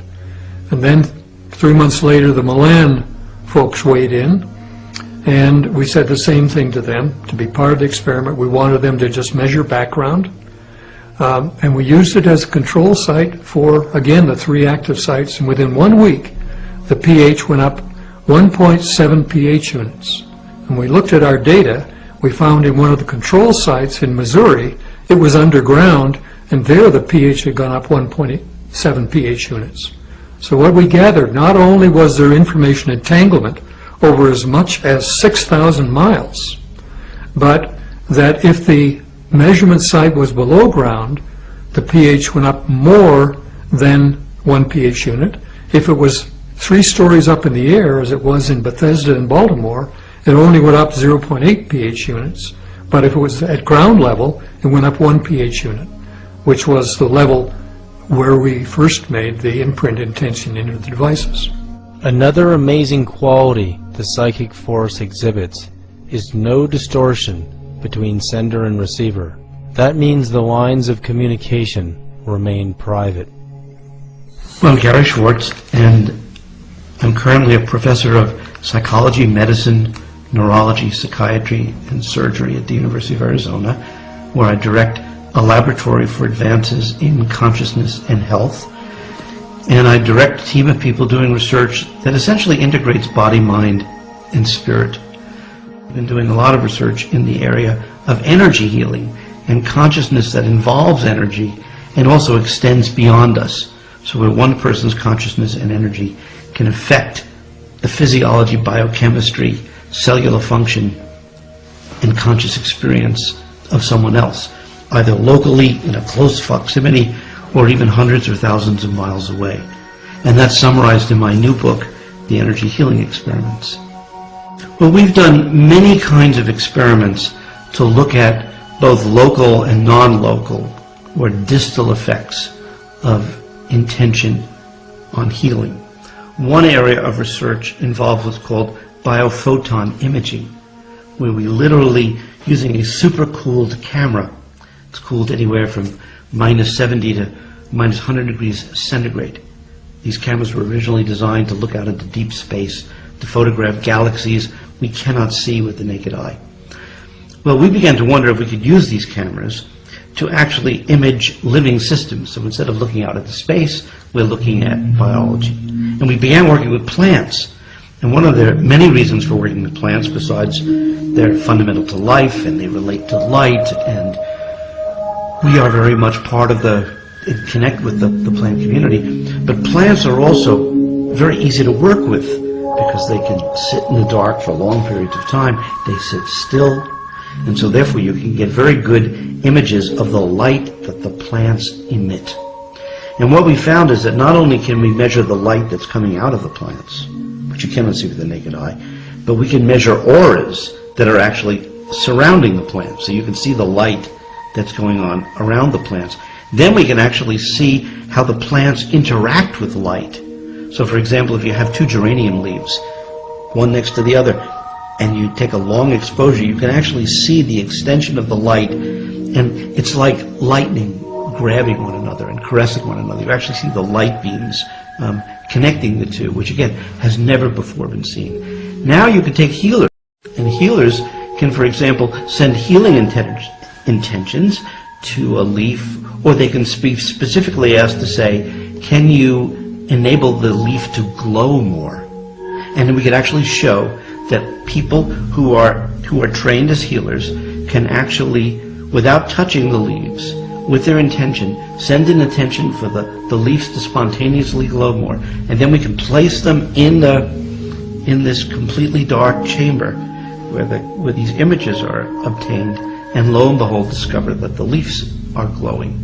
Now you take that one step further and you can say, well, what about people from a distance? Could people do this 10 miles away? Could they do this 100 miles away, or even 1,000 miles away?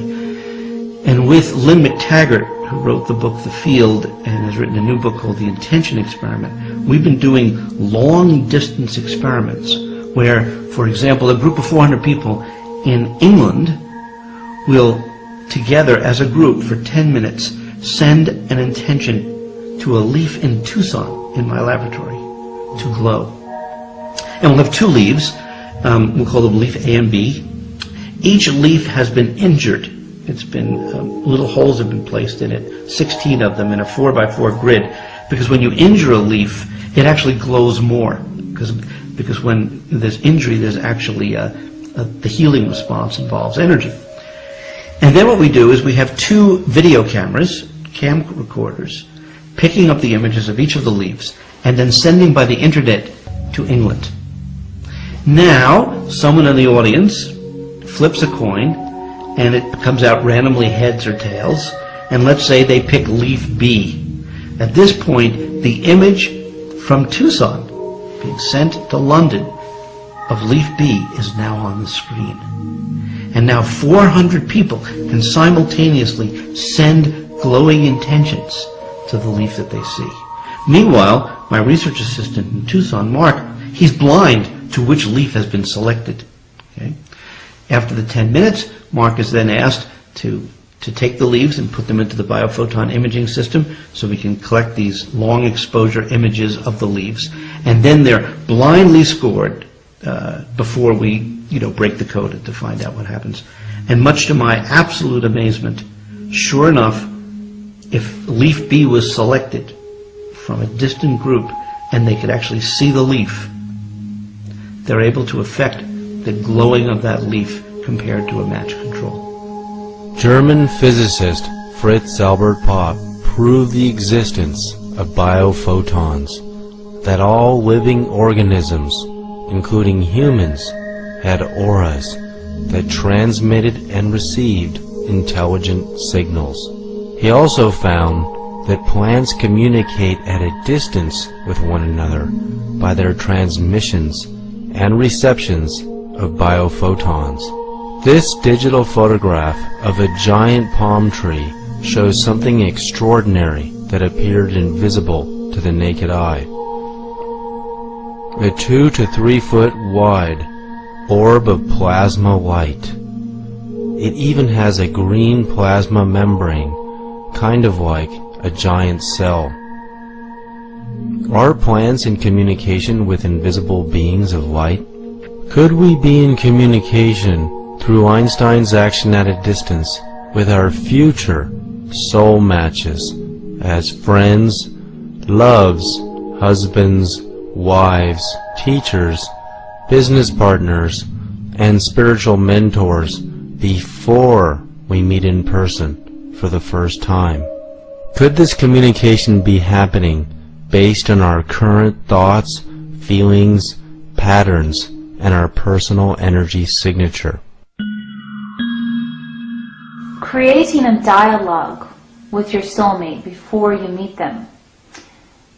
is very important, because a lot of us may feel that maybe our soulmate isn't really out there, and so, you know, in the back of your mind you hope for it, but it's not active in your day-to-day life. And it's important to put those messages out that, you know, that is what you're looking for. You're not going to settle for anything else. When you clear your space and you're totally open to receive your soulmate, and when you do your soul work on a daily basis and you put the feeling tone of finding your soulmate in that space, all of those things are essential to communicating with your soulmate before you actually meet them. You have to believe that your soulmate can hear you, because if you don't believe it and you're just saying, oh, I'm going to put out this message, if you're actually there or not, you know, I don't know, but I'll just say that I'm ready and, you know, you'll hear me. It doesn't work that way. You have to truly believe that they can hear you and send a clear message to them in order for the line of communication to meet them instantly, because that is not only a leap of faith, but it also creates a clear signal so that nothing, no doubts, no resistance are interfering with that signal. If you have a doubt and interference through that, you know, not being sure, then it won't be an instant message. It'll be, you know, it'll come to a stop sign at some point. So it's really important to have faith and true belief that your soulmate can hear you when you're sending out those feeling tones and those messages of I'm ready for you, and mirroring that in your actions in, you know, your day-to-day basis. Dr. Bruce Lipton has made a remarkable discovery by observing how biological cells can be in communication with one another at a distance. There's an interesting understanding in biology about how one can separate proteins in a mixture which contains thousands of different proteins. And basically how it works is you take a drop of this mixture of thousands of different proteins, you put it on a surface of a gel, and what you do is run an electric current through this gel surface. And what happens is, because each protein has its own unique vibrational frequency and mass to it, each protein responds to the field with its own unique characteristics. So as a result of putting the proteins in a field, it causes the proteins to move in that field. Some proteins move faster than other proteins, so the net result is that the proteins actually begin to sort themselves out on a petri dish. And ultimately, if you continue doing this, you can identify individual clusters of proteins that share common characteristics because they will move at the same rate of speed on this gel. We apply this to an understanding of humans as protein mechanisms. Each one of us has our own unique identifying frequency to it. Each one of us on the surface of the earth is like a protein on the gel. Interestingly enough, the field forces around us, the invisible forces, influence our movement on the surface.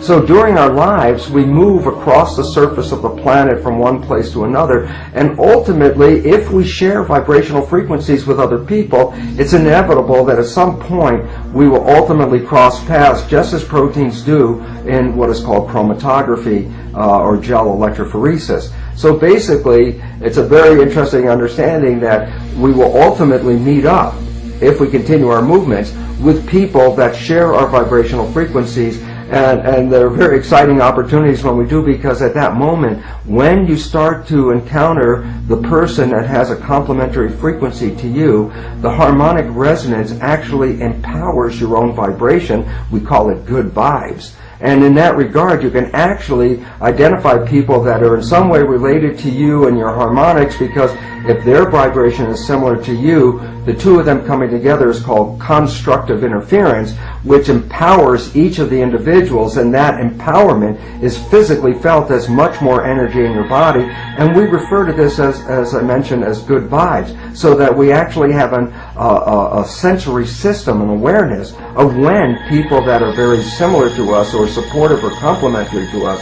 come into our field. I should also acknowledge that there are other people who actually cancel our energies just as well. That's called destructive interference, so that when some people come together, they actually lose energy and feel weaker, and we refer to that as bad vibes. So the nature of our communications are, there's a vibrational communication that precedes our verbal communication.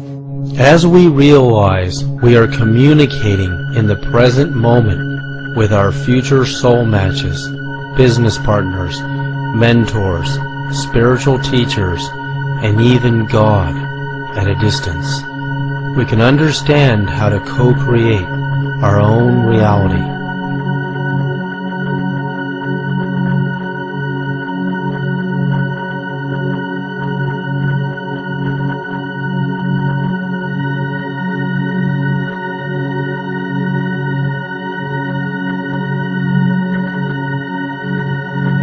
Once we understand the concept that we are constantly broadcasting our personal energy signature into the field, and we're also receiving messages from the field, we can see how we can focus and actually attract not only our soulmates and soul matches, but our future business partners, and actually creating a future career for ourselves that is more harmonious to who we really are. We can also see how we can use the field to attract our spiritual teachers. We want to find teachers that resonate with where we want to go in our spirituality, regardless of our religion. But also, how we can use the field to create a dialogue with the universe itself. So, whether we're an architect, an astronomer, a biologist, a medical doctor, a musician, an artist, or even a student, by creating this dialogue with the super intelligent levels of the field, and expanding our consciousness ultimately into the 9 levels of the cosmos, the 9 levels of the angelic, and the 9 levels of the field, we can get the answers to anything we can imagine. The cure for AIDS, the cure for biofuels, the next biofuels. We can find the secrets to nuclear fusion. We can find the secrets to unlimited zero-point energy. We can find the secrets to the next song, the next generation of music. All of that information is available to us in this field if we can tap into it. We can even begin to formulate a dialogue to awaken our own inner genius and true potential. One of the ways that we can access entering a more quantum, broader field range of awareness, a more expansive state of awareness, is to begin to encourage ourselves to see things not so much in terms of concepts and ideas, but more in terms of pure energy itself. So that you begin to perceive what is normally, you would label it and you'd say, wow, that's a rose, or that's a car, or that's a tree. You would just begin to teach yourself, guide yourself into feeling the pure energy of that experience, as though you were in a state of innocent wonder. So what this does is that it frees your whole cortical field. It's like just because you detach yourself from looking at the world in terms of ideas, doesn't mean you lose those ideas. What it does is it helps you to free your informational field up, so that now, when you encourage yourself to go into really deep states of peaceful, quiet, core being relaxation quiet, when you learn to penetrate to the very core essence of the quantum field itself, what you start to feel is an incredible harmonic peacefulness. So we have a meditation which encourages you to enter into that state of pure, unattached to ideas, pure energy awareness, complete, peaceful, brilliant stillness.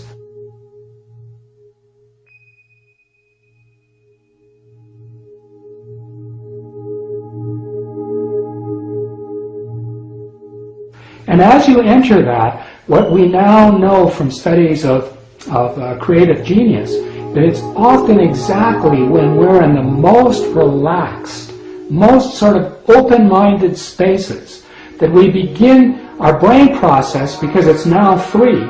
It's suddenly like the electrical circuitry is no longer confined to our old thought spaces, so that our cortex can suddenly flash up with something like akin to a super light. Like the light of our awareness within our awareness field can suddenly flash into our whole brain field in a much more core contextual way, and we start to holographically insight instead of think. We start to get picture images. We start to see potential solutions that are way more holographic. For a description of the difference between holographing and thinking, if you were to think of say a round basketball, and if you were to take a 1 diameter slice of that basketball in an attempt to understand a whole field of information, what you would end up with is with two polarized opposites. You would have like an either or a right or a left position, or a good or a bad position. And you'd have an argument because you've polarized the informational field. And you tend to look at that informational field in terms of being somewhere along that band. I'm in the center, I'm on the right, I'm on the left. Whereas when we insight, if you could picture that same ball, guess how many diameters there are inside of a whole field of information? There's an infinite number of diameters that you can put through a whole field. So the difference between thinking and insighting is when you let the core of that circle of information, which is your brain field, you allow the energy to expand in every direction simultaneously from the core to the boundaries. You get an instantaneous flash of insight. You get a hologram. Suddenly you see solutions in terms of a huge, like, wow. And this is exactly how Einstein incited the theory of relativity. It came to him in an instant. It took him 2 years to try to explain what he saw in that instant through conventional linear sequential logics. So what we're talking about is teaching people, opening people to a new level of awareness in which they begin to support their intelligence field, to jump into quantum field holographing as opposed to thinking. If we awaken to the idea that the universe itself is intelligent, could we create a dialogue with it? What is the universal language? How can we learn to listen to the cosmic conversation? Many scientific studies at top universities around the world have confirmed that consciousness can affect the structure of water. Water has been demonstrated to have memory in numerous studies that our thoughts and feelings can be recorded by water. As water is made of 2 parts hydrogen and 1 part oxygen, we can deduct that hydrogen has memory. Our bodies are made of nearly 90% water, trace minerals, and oxygen. Our sun is also made of the same stuff we are made of, 91% hydrogen, helium, trace oxygen, and trace minerals. Hydrogen was created less than 100 seconds after the Big Bang, the creation of the universe, and established itself as the most abundant element in the entire universe. The massive spiral arms of the Milky Way galaxy, its hundreds of billions of stars and planets, are made mostly of hydrogen. 75% of the visible mass of our galaxy is made of hydrogen. While hydrogen has memory, could our galaxy's spiral arms, the Sun, and the billions of stars in the Milky Way galaxy actually hold all of the cosmic memories of its entire history? Could this be where the great Akashic records archiving all of human history are held? What if we could create a dialogue with this enormous memory system? We could know the answer to any question and solve any problem or any limitation. The language that the spiritual people, and spiritual people meaning that the medicine people, the different religious groups within the Zuni tribe, when they go into a religious communication system, they talk about the origins of who they are talking to. In a lot of cases, especially in the medicine world, is that they're talking about the star people and all the other related priests. They call them priesthood. In one, for example, in one section of the prayer system, there's a specific line or a phrase or a group of within a prayer that talks strictly about the night beings and in the upper world priesthood. They call it. That's the only one that is referenced as a male and female entity, and the sky people, the night people priesthood, and the finish line in that is that they only appear instantaneously. That's one line in the prayer system. There are so many different parts to the prayer system depending on the specialty of that particular medicine group. Is there a language of the universe, a language if uttered with perfection, the secret forces of the universe could be activated?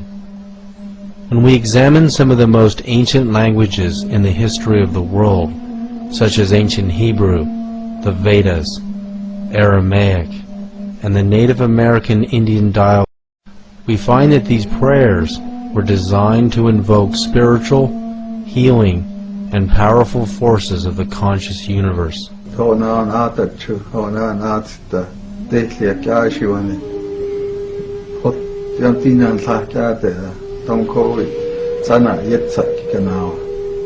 I mean by that is that during the night time, the night priesthood, including the female, they come, and also that I'm talking about the priesthood of the universe. They only come and show themselves instantaneously, is what that passage means when you're doing our prayers.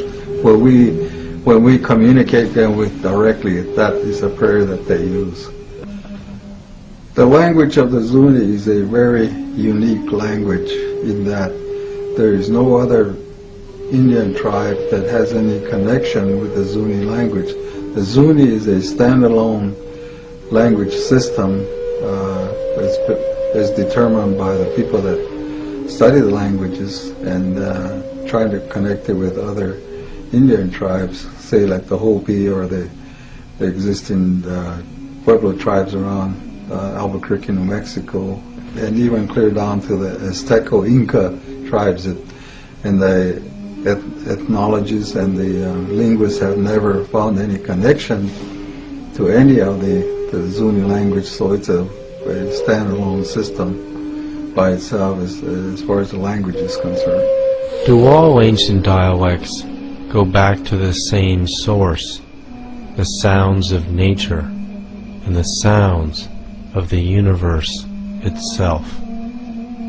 Well, Pleiades, what took me some time to understand is that in the prayer system, they talk about all the different directions. Not only is it the internal part of the earth, the different directions, the 6 directions of the earth, boundaries, the up and down, the east and west, and north and south, and so on. And in when they start talking, giving prayer to those people that are in the upper world, it starts out with what the Zunis refer to as the rock roof, and they're referred to as priests or gods. The rock roof. Then the next one is the moon and the sun, the Big Dipper, and as it goes up, then it talks about the 7. The 7 took me a long time to figure out that was referring to Pleiades. Pleiades having got 7 star group or whatever it is, and then above that is the supernova group, and depending on the specific functions of the Medicine Order Society, then again it expands into other star systems, and also certain parts of certain stars stars or planets in the universe, depending on what their specific order is, or their medicine group is. And those are kept pretty well secret among those societies. In Zuni, even though the medicine orders are the same, the specific groups have their own references, and sometimes we don't know what the other society references are. But in the case of Pleiades, it's very specific. That's incredible. So you're saying the elders could talk to gods or goddesses from different star systems? Yes. The ancient Hebrew name of God is a name that cannot be uttered or heard by the human ear because it has no vowels to move air through it. The name literally cannot be uttered or heard by the human ear unless vowels are introduced to it. The phonetics of the letters YH, WH produce a sound so low in frequency it cannot be heard.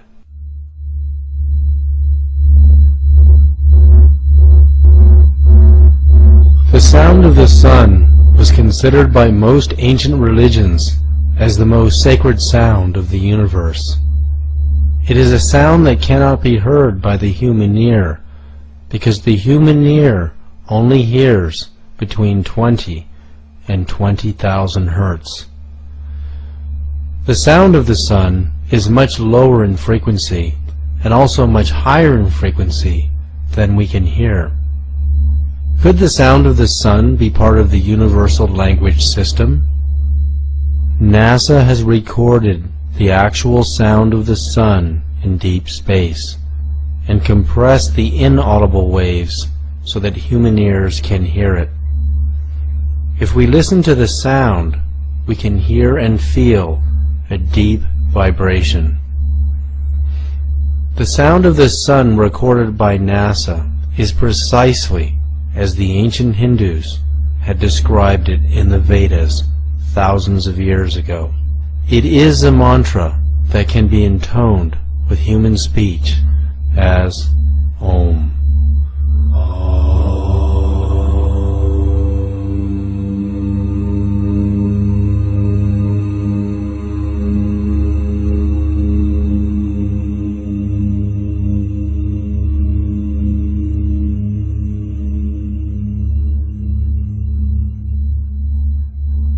In the 6th century BC, Pythagoras also heard the sound of the sun and described it as a deep resonant hum with higher frequencies blended into it. How did the ancient Hindus know this mantra if it could not be heard by the human ear? Could they have actually peered into the universal consciousness and perceived it?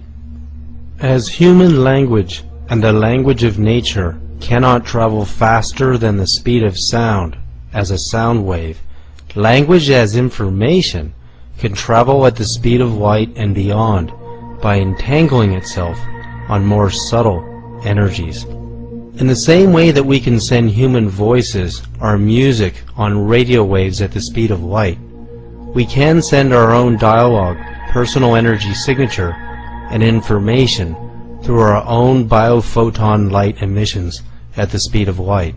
While the speed of light is useful to communicate within the solar system, it cannot take us far beyond it in any reasonable amount of time. In this way, biophoton emissions are limited, while more subtle bioenergies are not. Dr. Tiller's discovery of the psychic force as subtle energies emanating from the human body of consciousness demonstrates how our personal information can travel on subtle energy frequencies at the speed of light squared, cubed, and beyond.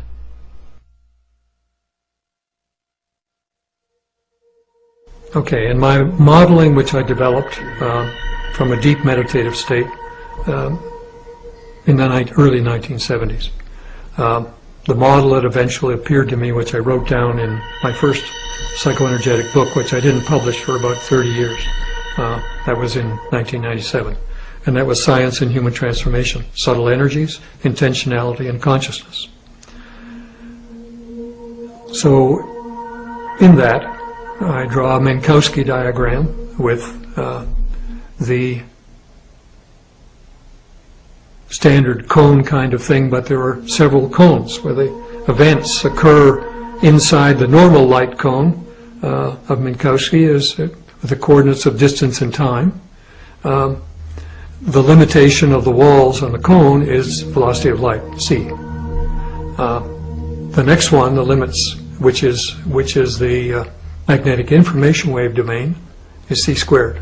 The next one, which is the emotion domain, is c cubed. And the next one, at the mind domain, c to the fourth. And beyond that, spirit. So, again, until you can make measurements, we will not be able to check these kinds of things. But they're internally self-consistent with a variety of stuff. And they give us a lot of hope and optimism that if we will ever get out of this box that orthodox science is stuck in, then they will have a marvelous, marvelous adventure in learning more about nature. Is the power of meditation so profound that we can expand our consciousness into the cosmos and perceive the actual sound of the sun and the universe? Yeah, one of the fascinating things about psychic phenomena is that they seem to travel much faster than light. And a piece of evidence to back that up, and there are actually now several experiments, but the first one that I learned about was by a Russian scientist named Podshibian, probably back in the 60s, I believe. He was working with acupuncture and measuring the voltages on the acupoints on the acupuncture, as you know, or certain points on the body that the Chinese medicine stipulates have certain electrical properties. As Podshibian was measuring the voltages, he saw a curious spike in them and wondered what the cause of the spike was. Later he learned there had been a solar flare at the moment that he saw this voltage spike. What was strange is that the spike occurred 8.3 minutes before we would be able to see that solar flare, because light travels, at a limited speed. It takes 8.3 minutes for light to get from the sun to the earth. But his spikes showed up instantaneously. So this is the first evidence that there's something that travels much faster than light that affects the body and affects the acupuncture system, and we can measure it physically. Since then, the Russians have done a lot of work on what they call torsion, which is their version of the same psychic force. And they do find there's an element of that does travel much faster than light, so that now even telescopes have been devised which can measure this energy, and they show that that signal does travel faster than light. So this is, again, another revolutionary aspect of physics that most Western scientists are just ignoring, but it's really important.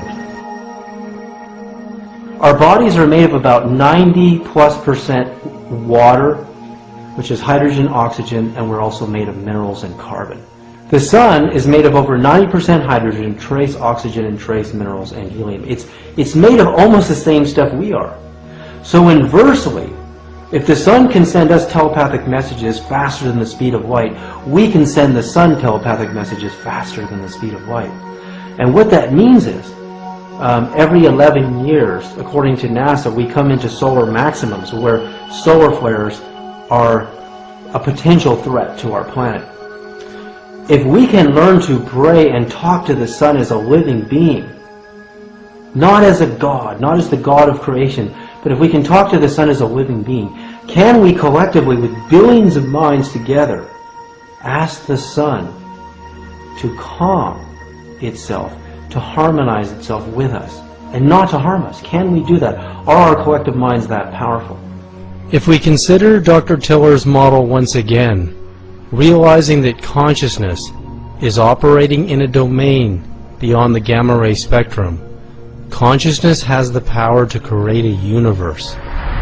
Considering a short 10-second gamma ray burst from a supernova will release more energy than our sun will in its entire multi-billion-year lifetime, consciousness in the magneto-electric spectrum and beyond is even more powerful than that.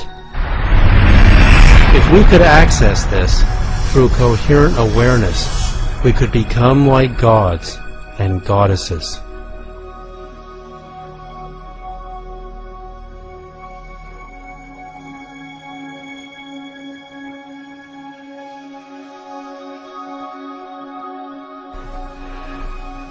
To me, we are all spirits having a physical experience as we ride the river of life together. Our spiritual parents dressed us in these bio-body suits, put us in this playpen that we call a universe, in order to grow in coherence, in order to develop our gifts of intentionality, and in order to become what we were intended to become, co-creators with our spiritual parents. And co-creator means to eventually evolve into the place where you could interact with planets and you could co-create planets or stars. So it's in the game as far as I see it. We're not anywhere near the end of physics, the theory of everything. We're just babes crawling across the floor of the universe. We've hardly begun the great adventure. And all of these things are possible. We manipulate this universe. That's why it's here for us. It's our classroom. No other way to become co-creators on this magnificent scale. But that's in our future from this planet's level of activity. We have to move and become coherent at the deeper levels of nature. Using Einstein's equation of converting frequencies into mass energy, the higher the frequency, the higher the energy. Any frequency into the gamma ray spectrum, the magneto-electric spectrum and beyond, coupled with matter, has the power to create anything we can imagine, including the solar system, the galaxy, and the universe. The coherence at this level of nature is very good. I mean, we can make lasers. We can convert the potential of a light bulb from 50 watts to create temperatures 10 times the surface of the sun if you could make all those photons, electromagnetic photons, coherent. But the dimensionality of the higher dimensions, just as this one, okay, if you look at the most coherent aspect for electromagnetic laser is the wavelength of the light you're dealing with. So but now if you go to the next level of the vacuum, magnetic information wave level, you've changed the size scale by 10 orders of magnitude.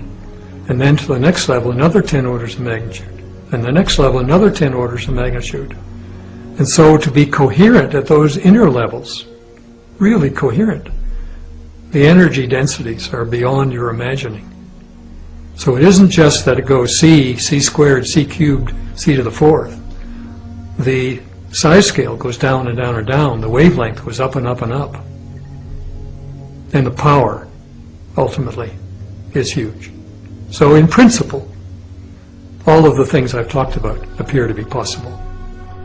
It is information at this level of reality that tells matter what to do. Consciousness at the magneto-electric spectrum and beyond can also power a spacecraft at the speed of light squared and beyond. Does this give us a new understanding and a new vision of God? When you make the two into one, you will become children of Adam. And when you say, mountain, move from here, it will move. Jesus, the Gospel of Thomas. By tapping into just a small amount of this consciousness, Certainly, we could change the weather, and we could talk to the sun to ask it to do anything.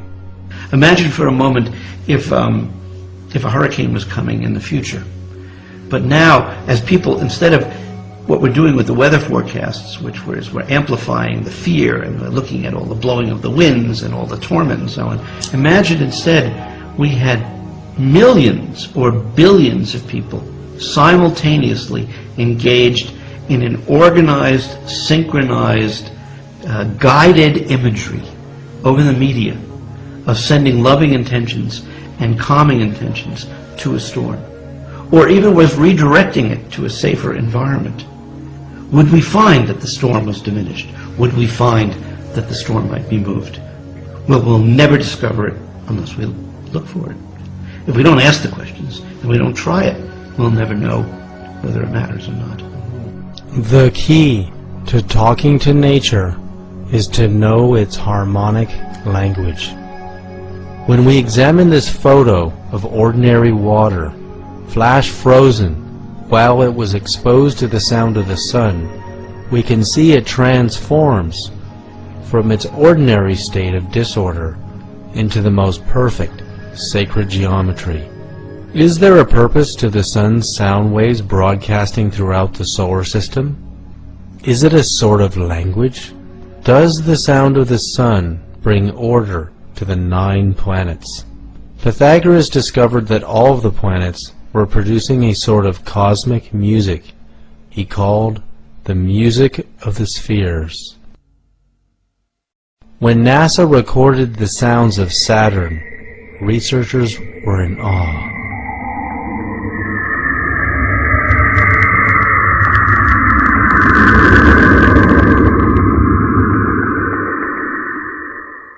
The sound of Uranus.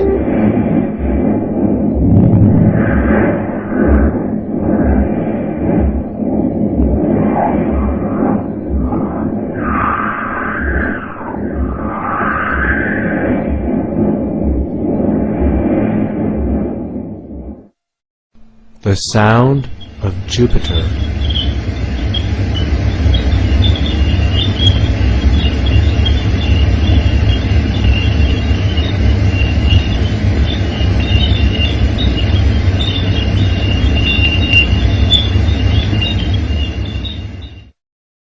The sound of the earth.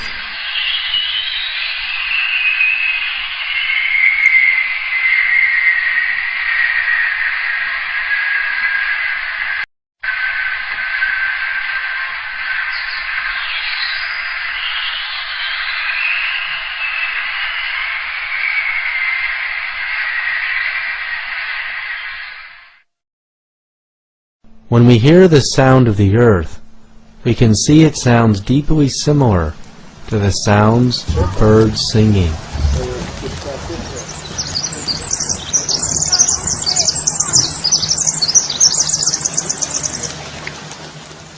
NASA scientists were astounded when they heard the sounds of the earth for the first time, because they knew the birds understood the secret language of the universe and the earth itself. They were singing as if in a dialogue with the creation.